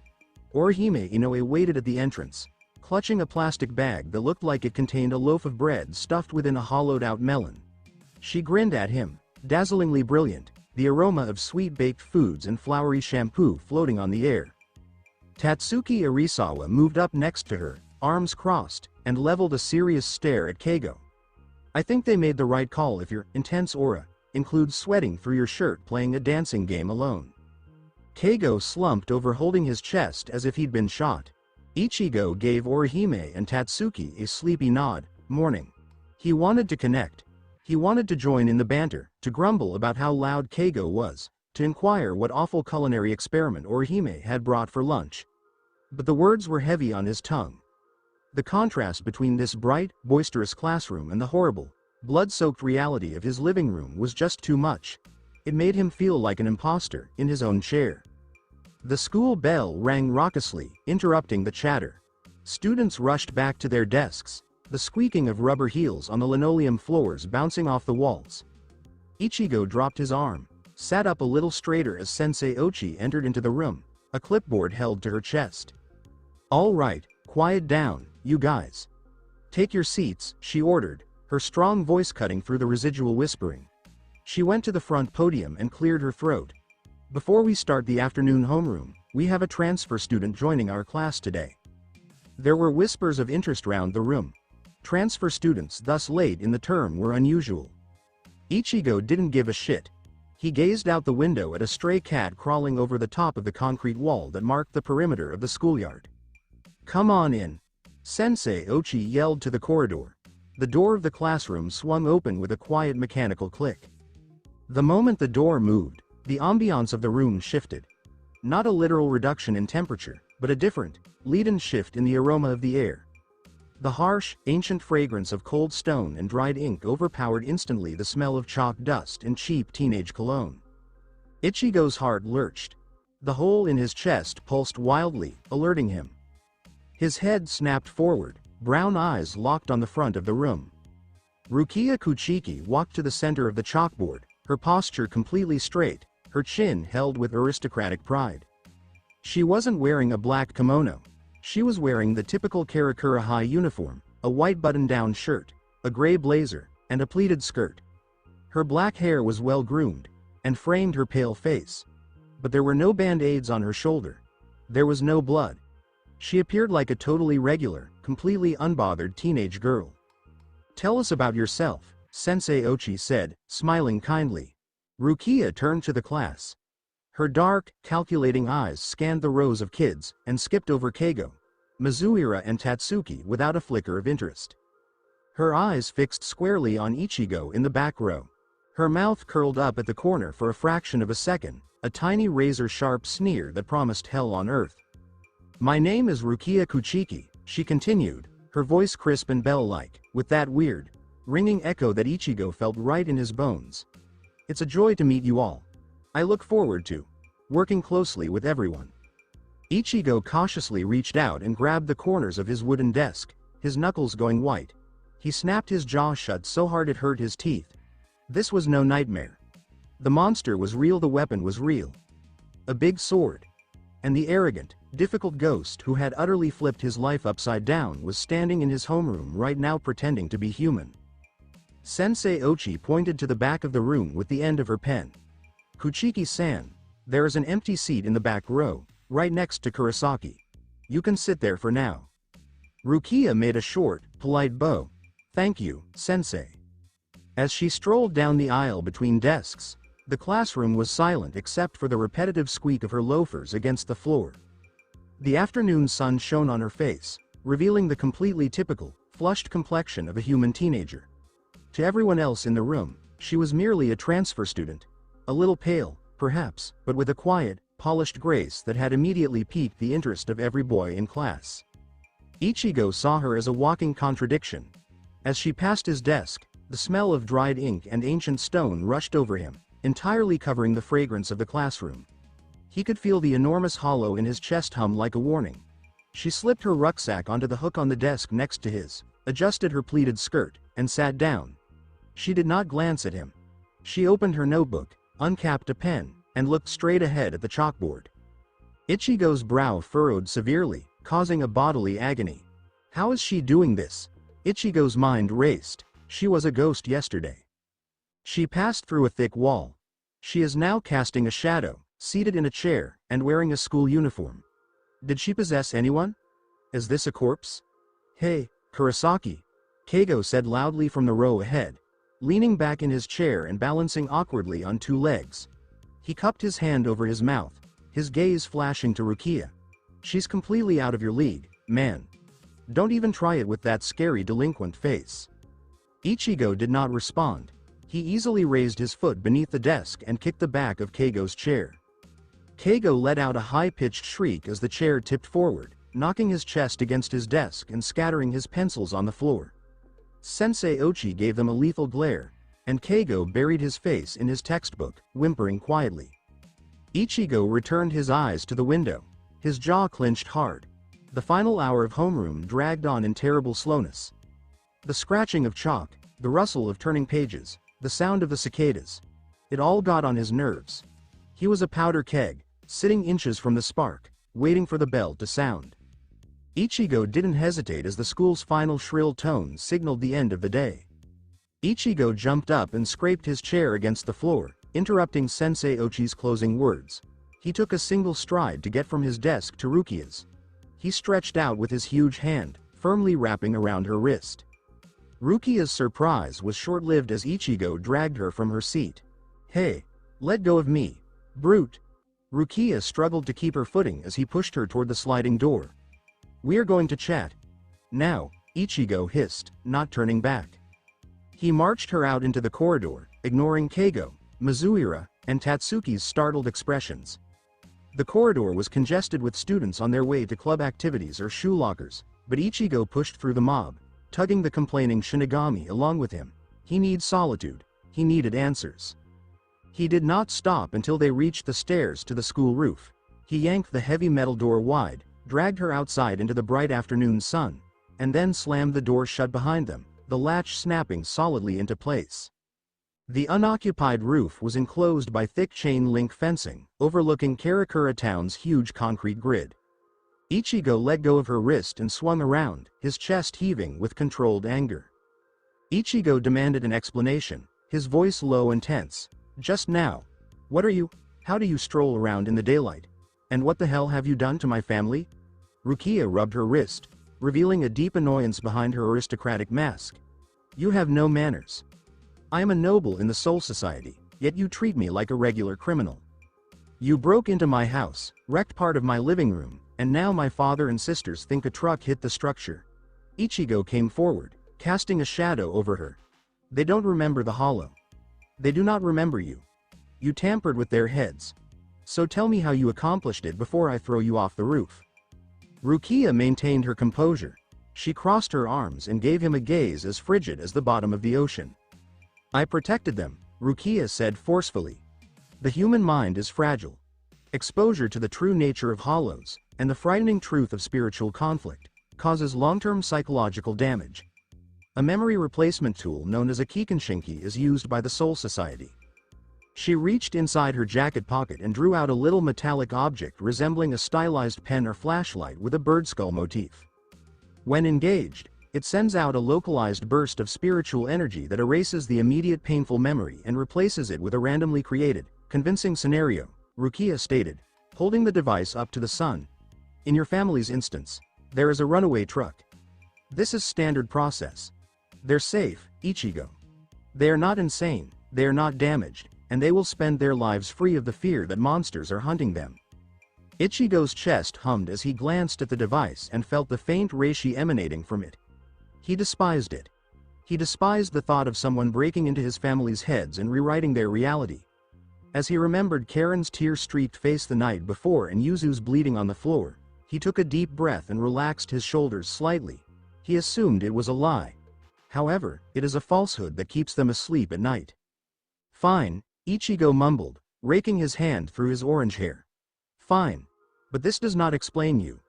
Why are you wearing my school uniform? Why can Keigo and Sensei Ochi see you? Because of you, you enormous moron, Rukia yelled, her composure breaking. She pressed a finger firmly into the center of his chest. I am currently occupying a Gigai, an artificial body designed for Shinigami who need to interact with the physical world. An artificial body? Ichigo took a step back and examined her up and down. So you're basically a meat puppet right now. Rukia corrected swiftly, a tick mark of displeasure swelling on her forehead. And the only reason I am trapped inside it is because of your monstrous, entirely unrefined soul. The water flowed gently beneath the high school's roof, in Ichigo's inner world of flooding. Naruto Uzumaki, chained to his stone pillar, tilted his head to listen to the talk coming from the actual world. The pitch-black bandages that covered his eyes did not impair his spiritual vision. He could see Rukia's Gigai clearly. The human sight saw beautiful flesh and bone. To the crippled god of the void, it resembled an empty glass bottle coated in a thin coating of painted paper. Naruto found it fascinating, his internal voice carrying a warm, intriguing hum. It is fully synthetic. Like a white Zetsu clone, but lacking the chaotic nature energy. They created a tangible container out of pure spirit particles solely to connect her to the living world. Naruto adjusted his weight against the rusting shackles, feeling the agony and familiar pressure of his isolated existence. He knew the meaning of being stuck in a container. His former life was defined by his role as a living conduit for a huge fox. Now he was the fox. Or something similar, trapped inside Ichigo's soul. Bound in chains crafted by the Soul King and sealed inside a youngster who had no idea he existed. Naruto's quiet, empathetic chuckle sent a stream of silver bubbles toward the surface of the flooded metropolis. I got it, Shinigami. It is cramped. But believe me, there are worse prisons than high school uniforms. He returned his focus to the Shinigami strength that was still flowing through Ichigo's spiritual veins. The pale blue energy was vast and chaotic, spilling out of Ichigo's pores like steam from a broken radiator. Naruto directed his thoughts skyward, knowing Ichigo could not hear him. You drained her utterly dry. You have all the water, and she is roaming about in the desert. What are you talking about? Ichigo demanded, scowling down at Rukia from the roof. I did not ask to take your power. You're the one who thrust a sword into my chest. I intended to give you half. Rukia shouted back, balling her fists at her sides. Half would have been enough to allow you to fight the Hollow while maintaining my ability to function as a Shinigami. But your soul acted like a black hole. When my sword made contact with your center, an unimaginable vacuum ripped through my Zanpakuto. Ichigo, you didn't simply take half. You ripped every drop of my Riryoku, or spiritual power, from my body. Ichigo blinked, recalling the chilling, abrupt burst of energy in his head. I took all of it. Yes, Rukia took a step forward, her black eyes gleaming with frustration. Without my spiritual force, I am unable to return to the Soul Society. I am unable to execute Kido or fight. My spirit body is too weak to function without a physical anchor, which is why Urahara, a local trader who deals in spiritual goods, gave me this Gigai. She took a deep, steadying breath, firmly controlling her temper. She smoothed the front of her blazer, sliding her aristocratic mask back into place, but the edges were still frayed with irritation. Because I am weak, I am stranded in the world of the living until my Riryoku regenerates naturally, Rukia said, her voice becoming icy and authoritative. Which means my sector of Karakura town is currently completely undefended against hollow attacks. Ichigo's chest throbbed steadily and silently. A sickening feeling developed in his stomach as he understood where this talk was going. No, Ichigo answered quickly, taking a step backward. Absolutely not. Rukia's eyes narrowed. I haven't even told you what you must do. You don't have to, Ichigo responded, turning away from her and striding toward the chain link fence. He grasped the metal wire and gazed out over the city below. The streets were full of ordinary folks going about their daily lives. You ask me to do your job. You want me to fight those things. Rukia walked up behind Ichigo and stated, it is not a request. Her voice bore the weight of a duty developed over centuries. You took my power. As a result, you must assume my responsibilities. You are now Karakura Town's substitute Shinigami. Ichigo grasped the fence tightly, the metal cutting into his palms. I did not ask to become a Shinigami. I simply wanted to save my family. That creature was attacking my house and sisters. I did what was necessary to protect them, but I am not a Superman. I am a high school student. I have a life, a family to support, and a clinic to manage. He turned to stare at her over his shoulder, his brown eyes steely and unyielding. Ichigo stated bluntly, I'm not fighting your wars for you. Restore your power as quickly as possible. But till then, don't expect me to go monster hunting in the dark. Rukia looked at him, the wind blowing her black hair across her face. She did not yell. She did not argue. She only gazed at him with deep, calm disappointment, which infuriated Ichigo more than if she had struck him. Rukia spoke quietly, "You possess a power that can save countless souls from agonizing destruction," her voice echoing tragically. "Yet you choose to look the other way because it is inconvenient." "It's not my problem," Ichigo murmured, the words feeling like ash in his mouth. He stepped away from the barrier and towards the roof door. His want to simply return home, sit in his living room with the TV on, and pretend none of this was happening was irresistible. Rukia did not try to stop him. She stood alone on the sunlit roof, watching him retreat back. "We'll see, Ichigo Kurosaki," she muttered into the wind. "The hollows will not seek your permission to assault. And a soul as radiant as yours cannot remain in the dark forever." Ichigo opened the heavy metal door and returned to the noisy, commonplace reality of the high school, desperately trying to ignore the huge, roaring river of Shinigami power flowing through his veins and the quiet, ancient god bound in the depths of his psyche. The walk home from school felt infinitely longer than usual. The late afternoon sun cast long, distorted shadows across the pavement of Karakura town, turning the concrete into a landscape of sharp angles and deep orange light. Ichigo walked with his hands shoved deep into his pockets, his shoulders hunched, his eyes fixed firmly on the ground just ahead of his sneakers. He was actively trying not to look at the world around him. Ever since the explosive transfer of Shinigami power the night before, his spiritual awareness hadn't just increased. It had been violently blown wide open. He didn't just see the faint, translucent outlines of pluses anymore. He could hear the subtle, static-like hum of their spiritual pressure. He could smell the cold, stagnant scent of regret clinging to them. As he passed a telephone pole near the park, he felt the icy chill of a lingering spirit before he even saw the faded silhouette of an old man standing in the shade. Ichigo gritted his teeth and kept walking. "Not my problem," he repeated to himself like a mantra. "I saved my sisters. That was the only thing that mattered. The rest of this Shinigami business, I'm out." He turned the corner onto his street, the familiar sight of the Kurosaki clinic bringing a temporary wave of relief. The blue construction tarp was still flapping lazily in the warm breeze, covering the ruined front wall. The cement mixer was quiet, the construction crew having packed up for the evening. He slipped through the side entrance, kicked off his shoes, and bypassed the kitchen entirely. He could hear yuzu humming over the stove, the smell of simmering miso and grilled mackerel filling the hallway, but he didn't have the energy to put on a brave face just yet. He needed 5 minutes of absolute silence. He needed to lie on his bed, stare at his ceiling, and convince himself that tomorrow would be a normal, utterly boring Tuesday. Ichigo pushed his bedroom door open, tossed his school bag onto the floor with a heavy thud, and walked toward his closet. He reached for the wooden sliding door, intent on grabbing a pair of sweatpants. He slid the door open. "You took your time," a calm, aristocratic voice noted. Ichigo froze, his hand still gripping the edge of the wooden panel. Sitting cross-legged on the top shelf of his closet, nestled comfortably between a stack of winter blankets and his spare pillows, was Rukia Kuchiki. She had changed out of her school uniform and was wearing a simple, white cotton dress she must have scavenged from somewhere in the house. She was holding a small, boxed juice in one hand, sipping casually from a bright yellow straw, and reading a manga volume she had clearly taken from his desk. The silence in the room stretched for 3 agonizingly long seconds. "What?" Ichigo started, his voice completely flat, devoid of any inflection. He closed his eyes, took a deep breath through his nose, and opened them again. She was still there. "What are you doing in my closet?"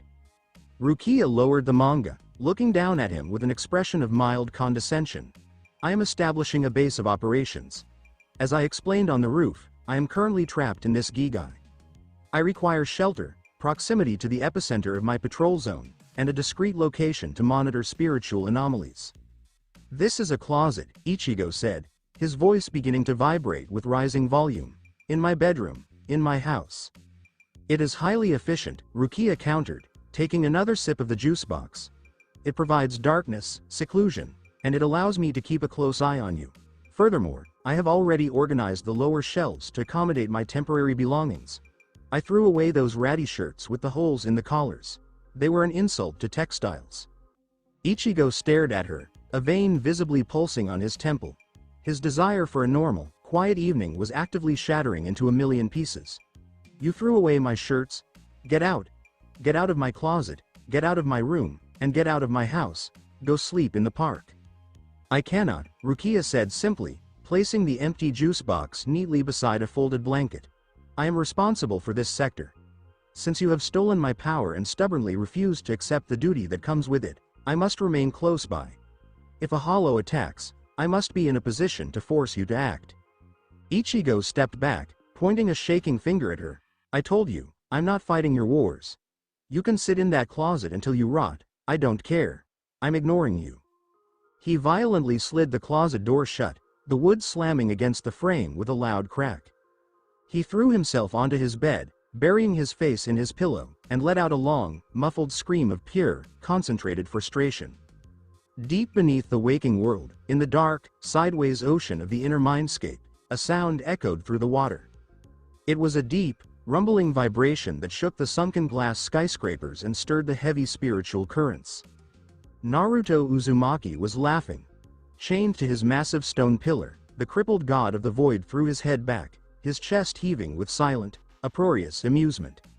The pitch-black reishi bandages around his face hid his wide grin, but the absolute joy rolling off his fractured soul sent warm, golden ripples through the pale blue Shinigami water flooding the city.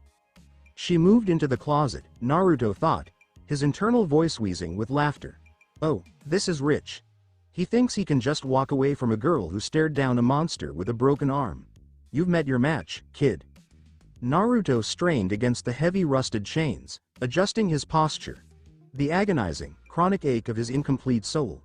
The constant friction of his own anti-energy trying to erase his existence. Felt momentarily lighter. The sheer, blinding influx of Rukia's power combined with Ichigo's explosive teenage emotions was creating a vibrant, chaotic ecosystem in the inner world. For the first time in millennia, the void felt a little less empty. He wants a normal life, Naruto mused, the amusement settling into a fond, empathetic warmth. He watched the massive river of pale blue energy cascading from the bruised sky of the inner world. I remember wanting that. But when you carry a power this heavy, normal is just a fairy tale you tell yourself to help you sleep. The world won't let him sit on the sidelines. Naruto closed his glowing blue eyes beneath his bandages, letting the heavy, rushing currents of Ichigo's suppressed power wash over him. Take your time, Ichigo. Fight it as long as you want. But when you finally realize you can't ignore the crying, I'll be right here, holding the anchor.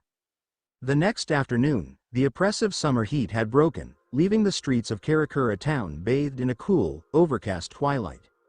Ichigo was walking home from school, intentionally taking a longer route that completely bypassed the park. He was exhausted.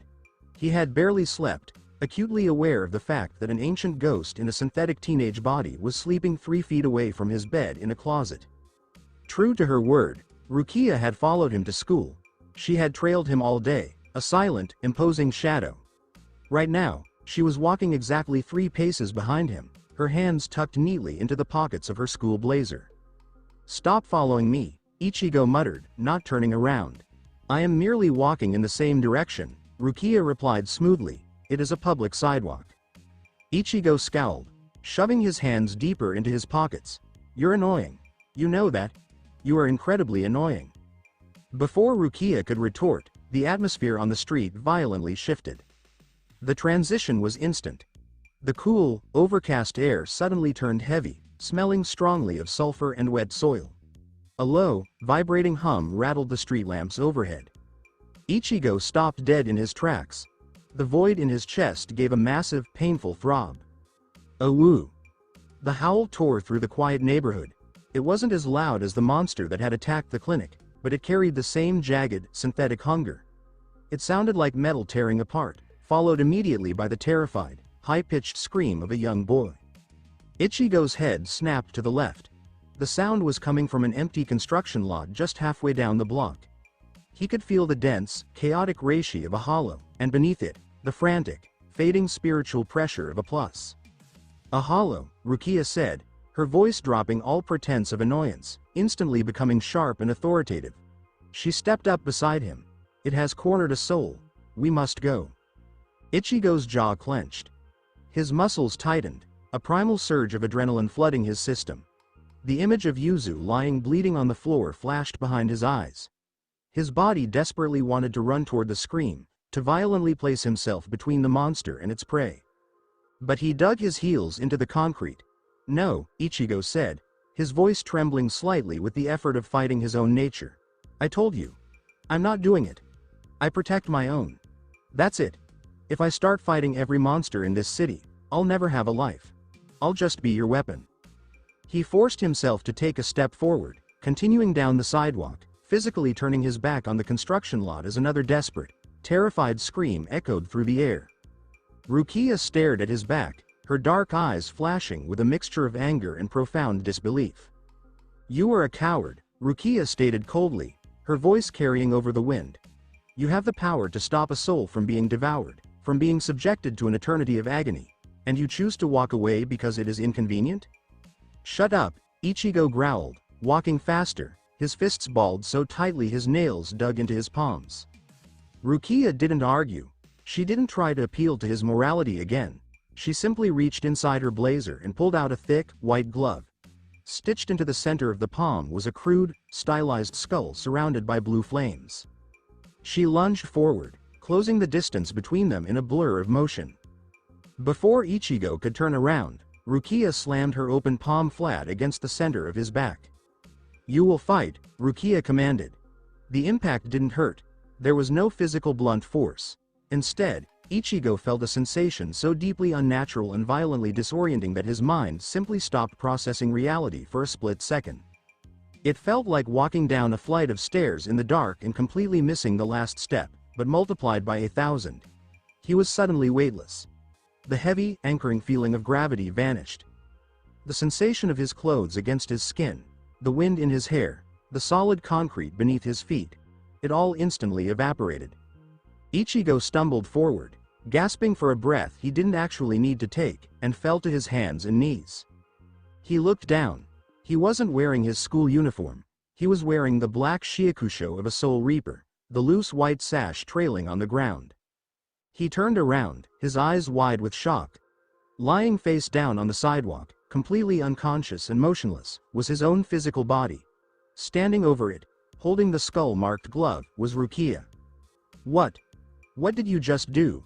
Ichigo yelled, scrambling to his feet. He felt incredibly light, but at the same time, overwhelmingly dense. The massive, unrefined Zanpakuto was strapped to his back, the sheer weight of the steel acting as a counterbalance to his new spiritual form.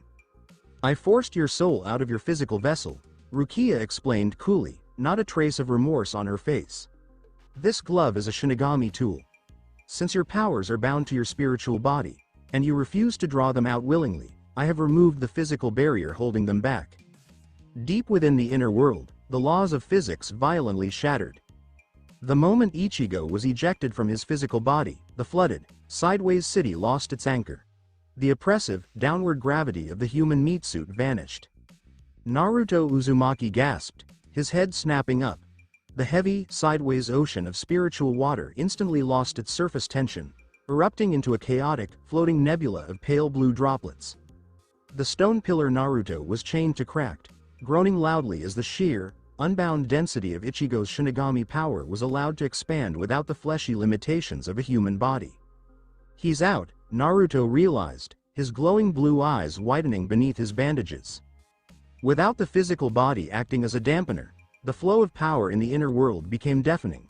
It was a torrential hurricane of reishi. Naruto felt the strain on the Soul King's seals increase exponentially, the chains burning cold against his spiritual flesh. Naruto grinned, a fierce, feral excitement bleeding into the dark void of his soul. "All right, kid. The training wheels are off. Let's see how hard you hit when you don't have bones to break." In the real world, another scream pierced the air, closer this time, filled with agonizing terror. Ichigo looked toward the construction lot. He was out of his body. He was holding the sword. The excuse of needing to protect his normal life was lying unconscious on the concrete behind him. He looked at Rukia. She pointed toward the lot. "Your body is safe with me," she said, her voice uncompromising. "But that soul is out of time. Are you going to stand there and argue, or are you going to save him?" Ichigo gritted his teeth, the heavy, silent void in his chest throbbing in perfect sync with the explosive Shinigami power roaring through his ethereal veins. His desire for normalcy was strong, but his fundamental, burning need to protect those in front of him was absolute. He didn't say another word. He reached over his shoulder, his hand wrapping around the hilt of the colossal cleaver.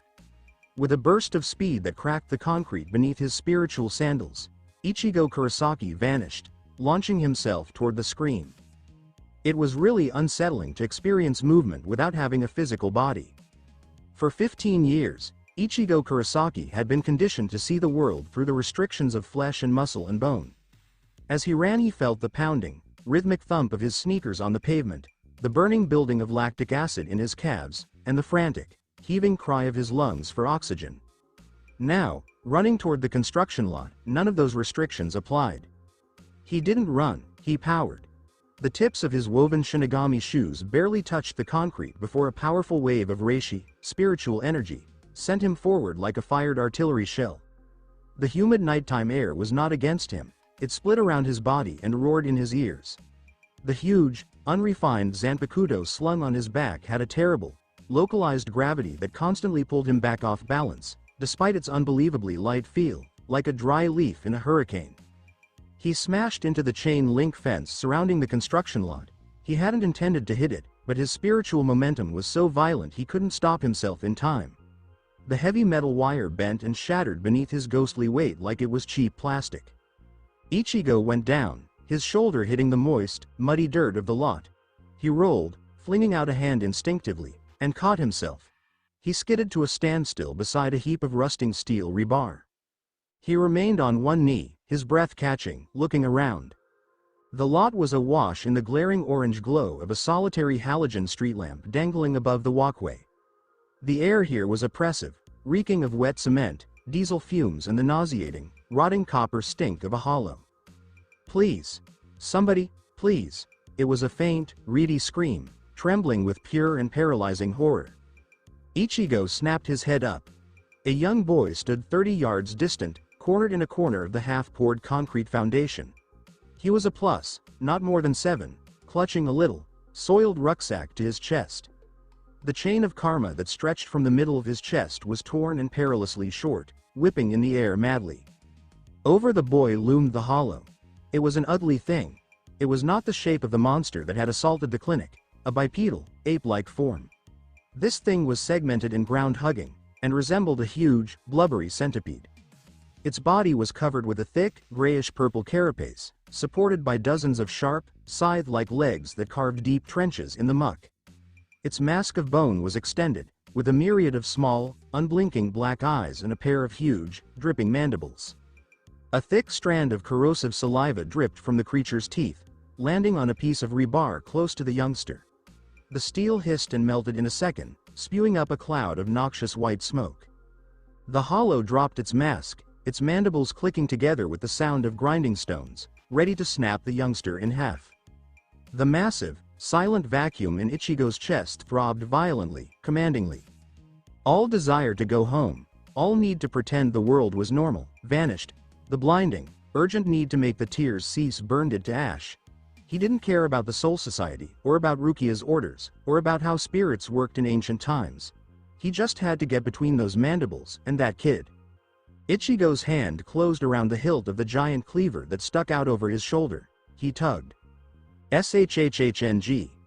The air of the whole lot gave way to the sound of the huge blade being drawn from its scabbard. The sheer kinetic power of the steel being extracted created a blast of wind, blowing loose pieces and casting the white smoke away from the youngster.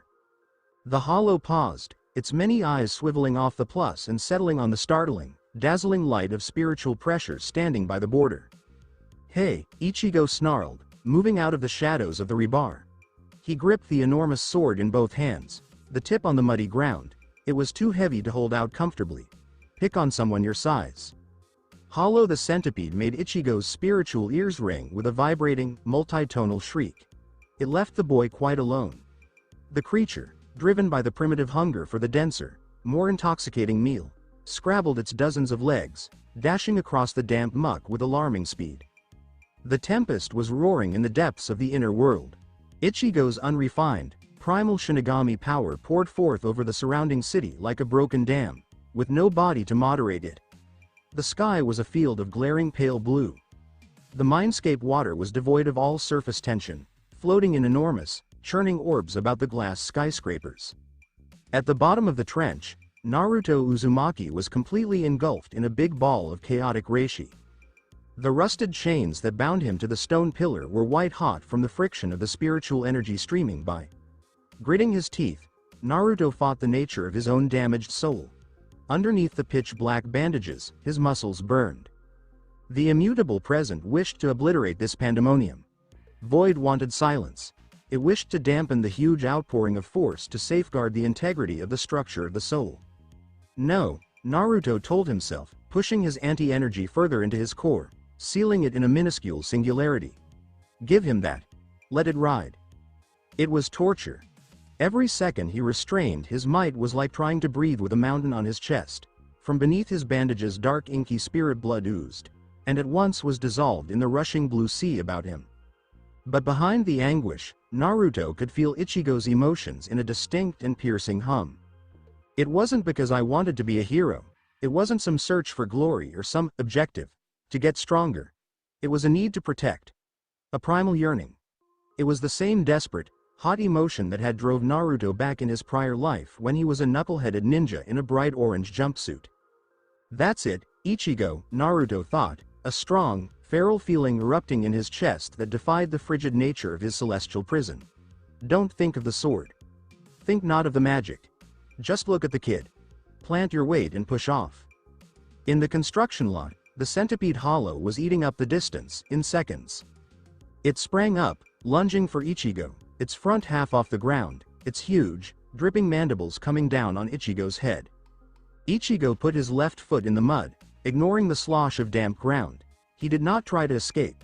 He didn't know the first thing about footwork or evasiveness. He fed on the inferno of power that roared blindingly through his veins. He swung the cleaver up, a savage, crude golf stroke. The flat of the enormous sword struck the hollow right below its bone-white mask. The crash sounded like a freight train hitting a brick wall. Ichigo's Riryoku erupted on contact, a pure overwhelming density. The hollow was driven back severely. Its huge, segmented body was propelled up and back, fully off the ground. It hit hard on the half-poured concrete foundation, smashing the wooden support beams and spewing a plume of gray dust and debris into the humid air. Ichigo lurched forward and slipped in the mud. His breathing was ragged, the strain straining at his spirit muscles. The sword was excessively ponderous. Every time he swung it, the velocity threatened to wrench his arms from their sockets and tumble him to the ground. He could not use it like a normal weapon. It was like attempting to swing a steel beam. Ichigo realized he was fighting the sword as much as the monster, his hands straining around the hilt wrapped in cloth. The hollow screeched from the rubble of the concrete foundation. It was not dead. The carapace was split and copious. Purple spiritual blood was seeping from beneath its mask, but the blunt force impact hadn't been enough to purify it. The creature scuttled out of the rubble, its many legs clicking in a panic. Instead of coming straight at him, it began to circle Ichigo, at a dizzying, nauseating speed around the edge of the lot, kicking up a wall of wet muck and dust. Ichigo turned, and tried to follow it, but the huge sword dragged on the ground, delaying his efforts. Ichi-ni. Look behind you. That voice was not alive. A phantom echo, a remembrance of Karen's scream from the night before, resonating deep inside the huge void in his chest. Ichigo didn't bother to look. He had the anchor of his soul. He bent his legs and lowered his center of gravity, swinging the enormous cleaver around behind his back in a blind horizontal sweep. The hollow erupted from the shadows, mandibles gaping. It soared straight into the path of the blade. This time Ichigo struck it not with the flat of the steel. The naked edge of the Zanpakuto sliced into the hollow's shell like a razor. But just a fraction of a second of resistance, the dense reishi of the monster pushing back against the raw strength of the Shinigami, before Ichigo's desperate need to stop the menace overwhelmed the physical friction. He shoved, pouring every last ounce of his raging, pale blue force into his arms. Shrrrrrrrrrrrk. The giant blade cleaved right through the hollow, splitting the huge centipede totally in two. A flash of bright light flared from the site of impact, blinding. The hollow's scream was cut off immediately, turning into a hollow, echoing sigh. The creature's two parts melted into ash and bright spiritual particles, which fell on Ichigo like a warm, cleansing shower. The glow died away, and the construction lot was lit only by the harsh orange glare of the street lighting. Ichigo stood in the middle of the muck, the tip of his Zanpakuto lying on the ground. He was panting, chest heaving, his black shiakusho smeared with damp dirt. His arms were leaden, trembling with the mere difficulty of channeling so much force without a body to ground him. Slowly he let go of the hilt, leaving the sword stuck in the dirt.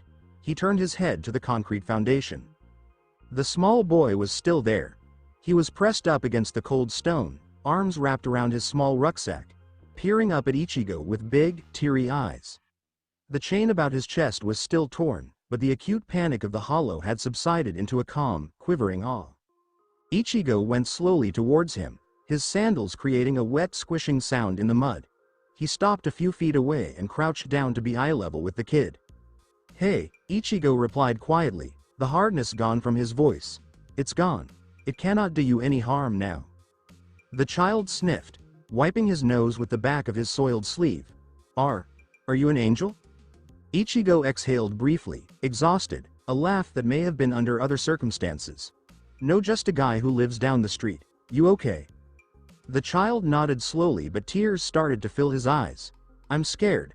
I don't know where my mom is. I was running and then it got cold and then that monster." Ichigo felt a strong tightness in his chest. That wasn't no demon. That was hardly a threat. This was a fearful boy wandering in the dark, caught up in a system he didn't understand. Another presence was revealed by a soft crunch of gravel. Ichigo looked over his shoulder. Rukia Kuchiki was heading onto the lot, stepping cautiously around the shattered chain link fence. She was still in her school uniform, her synthetic physical body threw a lengthy shadow in the orange light. She was dragging Ichigo's comatose body in her arms, clutching him under the armpits. She let the body fall to the harder concrete of the pavement with a quiet thud, not caring if she was being gentle. "You were very uncouth," remarked Rukia in her aristocratic tone, but with a grudging note of respect beneath it. "You use your Zanpakuto like a club. You have no discipline, form or basic spiritual control." "Shut up," Ichigo murmured, and looked back at the youngster. "The monster's dead. That's all that matters." "That's only half the job," Rukia argued, going up to stand beside him. She stared down at the shivering plus. "The soul remains in the world of the living. If he stays here, his chain of karma will eventually devour itself, and he will become the monster you just killed. He must be taken to the Soul Society." Ichigo frowned and looked up at her. "How? You said with your sword." "I do. And now you must, too." Rukia pointed to the huge cleaver stuck in the muck. "Bring your blade over here." Ichigo sighed, the tiredness permeating the marrow of his spiritual being. He stood, went to the sword, and took it out with a wet slurp. He dragged it back over to the boy. The sheer bulk of the weapon looked silly next to the small toddler.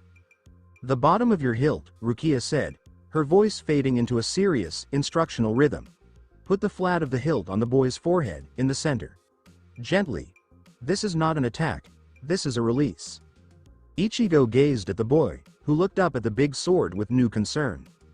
"It'll be all right," Ichigo said quietly, comforting. "It'll merely take you somewhere safe, somewhere warm, where the monsters can't get to you." The child hesitated, then nodded slowly, squeezing his eyes shut.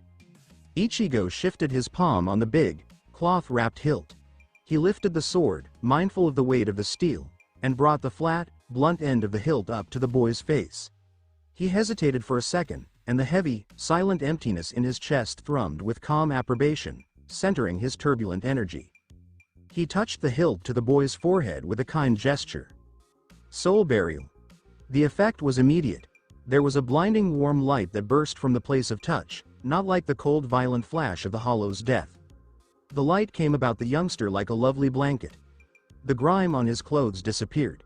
His cheek was dry of weeping. The youngster opened his eyes and a little serenity-filled smile came across his face. "Thank you, mister," muttered the boy.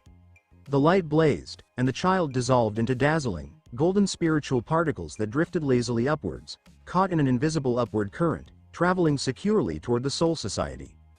Ichigo lowered the sword carefully, watching the golden lights disappear into the dark, gloomy sky. The construction lot was calm, save for the distant buzz of vehicles. He remained there for a long while, the weight of the blade heavy on his arm, the chilly reality of the night creeping over his flesh.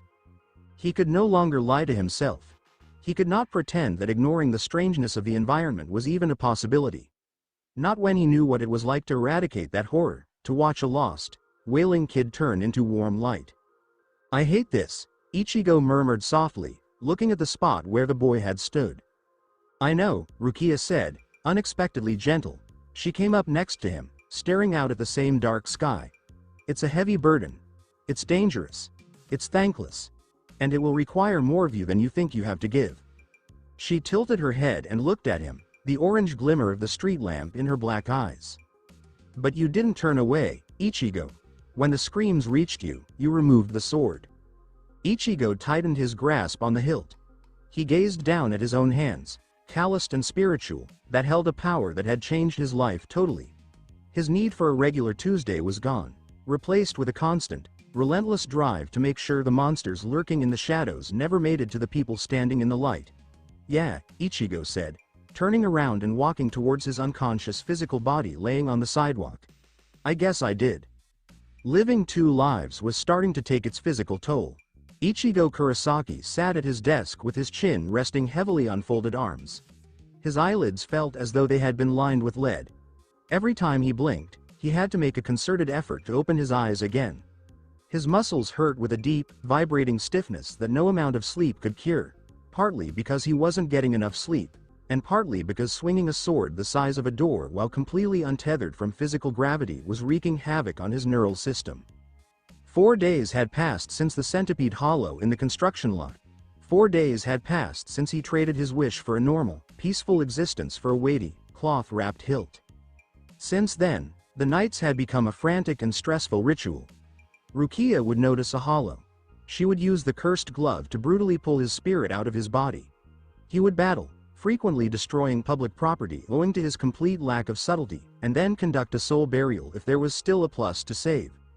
Then he'd be forcibly pushed back into his corporeal meat suit, which felt just like diving into a chilly, wet sleeping bag. Thwack! A nicely folded paper crane bounced off Ichigo's head and landed on his math textbook. Ichigo maintained his composure. He slowly tilted his head to the right, his face furrowing into a dark, tired scowl. Rukia Kuchiki sat at the neighboring desk, attentively listening to Sensei Ochi's lesson on algebraic formulas. She did not glance at him. She took detailed notes while holding her pencil in excellent, aristocratic posture. To the rest of the class, she was the ideal transfer student, quiet, elegant, and diligent. Ichigo unfolded the paper crane. The interior statement, written in museum-worthy handwriting, was simple but elegant. "Your posture is detrimental to schooling. Sit up. Also, patrol Sector 3 tonight. I detect an accumulation of stagnant reishi near the old aqueduct." Ichigo crumpled the paper and pushed it into his pocket. He wanted to yell at her. He wanted to express how fatigued he was from her waking him up at 3 a.m. to chase unseen monsters. But he did not. His desire to defend the residents of this city had overcome his anger. He simply wanted the employment included a dental plan, or at least a full night's sleep. He shifted his weight, sat up taller, and focused on the front of the room. Orihime Inoue sat 2 seats forward, ignoring the math lesson. She drew a detailed robot wearing a chef's hat in her notebook instead of formulas. Her vivid orange hair reflected the afternoon sunlight spilling through the windows, framing a face normally divided by a wide, spacey smile. However, she didn't grin today. She paused her sketching as the end of her pencil hovered above the paper. Her brow wrinkled, and she reached up with her left hand, gently stroking the pale blue, 6-petaled flower hairpins she always wore. A tremendous, overwhelming melancholy washed over her dark eyes, a look so deep and private that it felt inappropriate to watch. Tatsuki Arisawa, standing behind her, observed the shift. Tatsuki leaned over with her short black hair flowing across her forehead and softly rubbed her shoulder against Orihime's. "Hey," Tatsuki said quietly, her tomboyish voice lowering into a protective, kind cadence. "Are you spacing out again, Orihime? We're going to get yelled at." Orihime's anguish quickly faded into a rehearsed smile. "Oh, sorry, Tatsuki-chan. I was just thinking about dinner. Do you think peanut butter, leeks, and mayonnaise would make a tasty sandwich spread? Or should I replace the mayo with mustard?" Tatsuki recoiled, her face twisted with distaste. "Orihime, I say this because I love you, but if you eat that, I am calling a hospital." Orihime's quiet giggle elicited a grin from Tatsuki. The females resumed their attention to the front of the classroom, their whispered chatter going beneath the teacher's radar. Ichigo remained in the back row and observed the interaction. He did not carry romantic feelings for his classmate. He had known Tatsuki since they were kids at the karate dojo, and Orihime was simply Tatsuki's crazy, devoted best friend. They were allies on the battleground of high school. He admired Tatsuki's fortitude, and he found comfort in Orihime's strange, unashamed eccentricity. But as he stared at Orihime, the heavy, silent vacuum in his chest gave a searing throb. Ichigo frowned and rubbed his sternum. His spiritual awareness, which had been permanently forced wide open, was detecting something. Orihime carried a smell. It was not her regular scent of floral shampoo and delicious baked foods. It was subtle, buried beneath the everyday odors of the classroom, but it was certainly present. It smelt of moist earth, stagnant water, and the cold, metallic tang of ancient anguish. It was the aroma of a hollow. The flooded city of Ichigo, miles beneath the waking world, was bathed in a soft, twilight hue. The Shinigami force that had nearly destroyed the mindscape a few nights before had now calmed into a steady, rhythmic pulse. The pale blue river flowed ceaselessly from the bruised sky, snaking between the sideways glass buildings before settling in the deep pits underneath. Naruto Uzumaki breathed softly at the bottom of the black trench. The black reishi bandages on his face were dry today. The rusted chains crafted by the Soul King continued to bite into his wrists and torso, binding him to the stone pillar, but the agonizing friction of his own anti-energy had subsided. The continuous flow of Ichigo's accepted Shinigami strength served as a heavy, protective blanket, giving the crippled god of the abyss a rare moment of lucidity. Naruto's blue eyes opened and looked up through the dark, rushing water. He could feel Ichigo's emotions. The five senses of the physical body permeated the inner world, magnified by the sheer density of the teenager's spirit. Naruto sampled the chalk dust in the classroom. He could feel Ichigo's muscles become exhausted. He smelled rot on the girl with orange hair. Naruto's internal voice echoed across the calm trench, expressing sorrow with a deep hum. Old, festering grief. The kind that sits in a quiet room and won't leave. Naruto shifted his weight, causing the heavy chains to clink softly in the water. He lacked the ability to read minds, but he understood the workings of the spiritual environment better than anyone else. Hollows were created when pluses lost their hearts to despair. However, hollows were drawn to the living who were dealing with immense, unresolved sadness. It was a parasitical relationship. Naruto knew she was carrying a ghost, and his blue eyes narrowed. A hefty one. And it's beginning to warp. The chain is breaking. He sensed Ichigo's confusion above. The child didn't grasp what he was smelling. He simply knew it felt bad. Naruto directed Ichigo's focus by projecting a quiet, grounding silence to calm his pounding heart. You are no longer merely a guy with a large sword. You are the gatekeeper. Look behind the smile. Notice the shadow behind her. Naruto slumped against the cold stone, feeling a deep sense of empathy. He remembered what it was like to carry a monster bred from rage and anguish. He remembered the chilly, lonely nights in his own apartment, praying someone would look at him and see the suffering behind the mask. Don't let this one slip by, kid, Naruto said to the desolate, flooded city. Some monsters do not attack from the outside. They break in through the front door, which you left unlocked for them. The final ring rung, sending students racing to pack their things. Ichigo rose up and slung his canvas bag over his shoulder. He didn't rush for the door. He lingered at his desk, his brown eyes following Orihime as she animatedly conversed with Tatsuki toward the front of the room. As Orihime turned to depart, the afternoon sun highlighted her profile.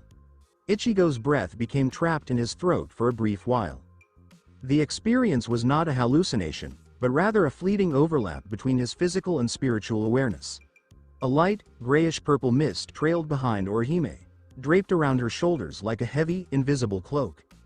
It pulsed with a slow, excruciating pattern that matched the fragrance of stagnant water. "You see it too," a hushed voice murmured. Ichigo looked down.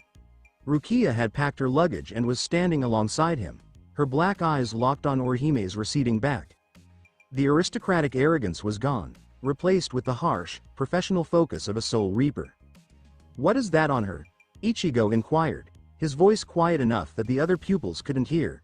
"It smells like the things we've been fighting." "It is a trace," Rukia said, turning to face him. "Spiritual residue.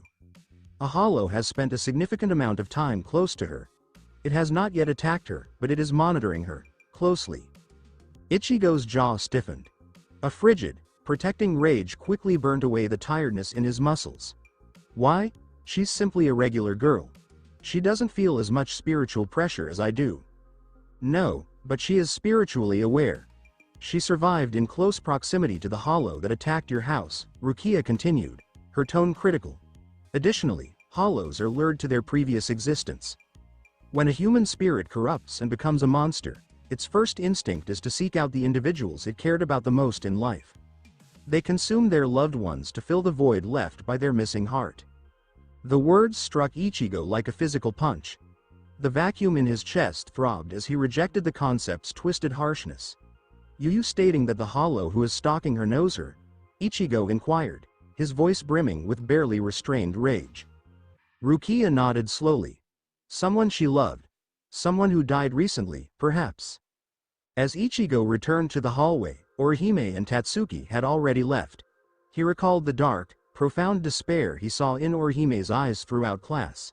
He remembered Tatsuki saying that Orihime lived alone and had lost her older brother in a vehicle accident a few years earlier.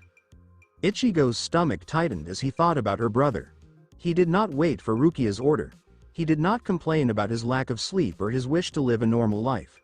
He turned and went out of the classroom, his long legs covering the distance down the corridor. "Where are you going?" Rukia inquired, hurrying slightly to keep up with his quick pace. "To find Tatsuki," Ichigo said, his eyes harsh and unrelenting. "I need to know where Orihime lives. If there is a monster in her living room, I will not wait until evening to bring it out." Ichigo and Rukia arrived at Orihime Inoue's small, two-story apartment building as the sun was setting over Karakura town. The sky was painted in bruised purples and vivid oranges. The air had become uncomfortably motionless, without the typical evening breeze. Ichigo stood across the street, looking up at the second-floor window. The lights were on, sending a pleasant yellow glow across the drawn drapes. It appeared absolutely natural. It appeared to be a comfortable, safe space for a high school girl to prepare an unusual dinner and complete her assignments. However, Ichigo's heightened senses were screaming. The smell of stagnant water and decomposing copper was strong here. It was so thick that he wanted to gag. The spiritual strain emanating from the flat was not as chaotic or savage as in Centipede Hollow. It was oppressively heavy, possessive, and filled with twisted, envious sadness.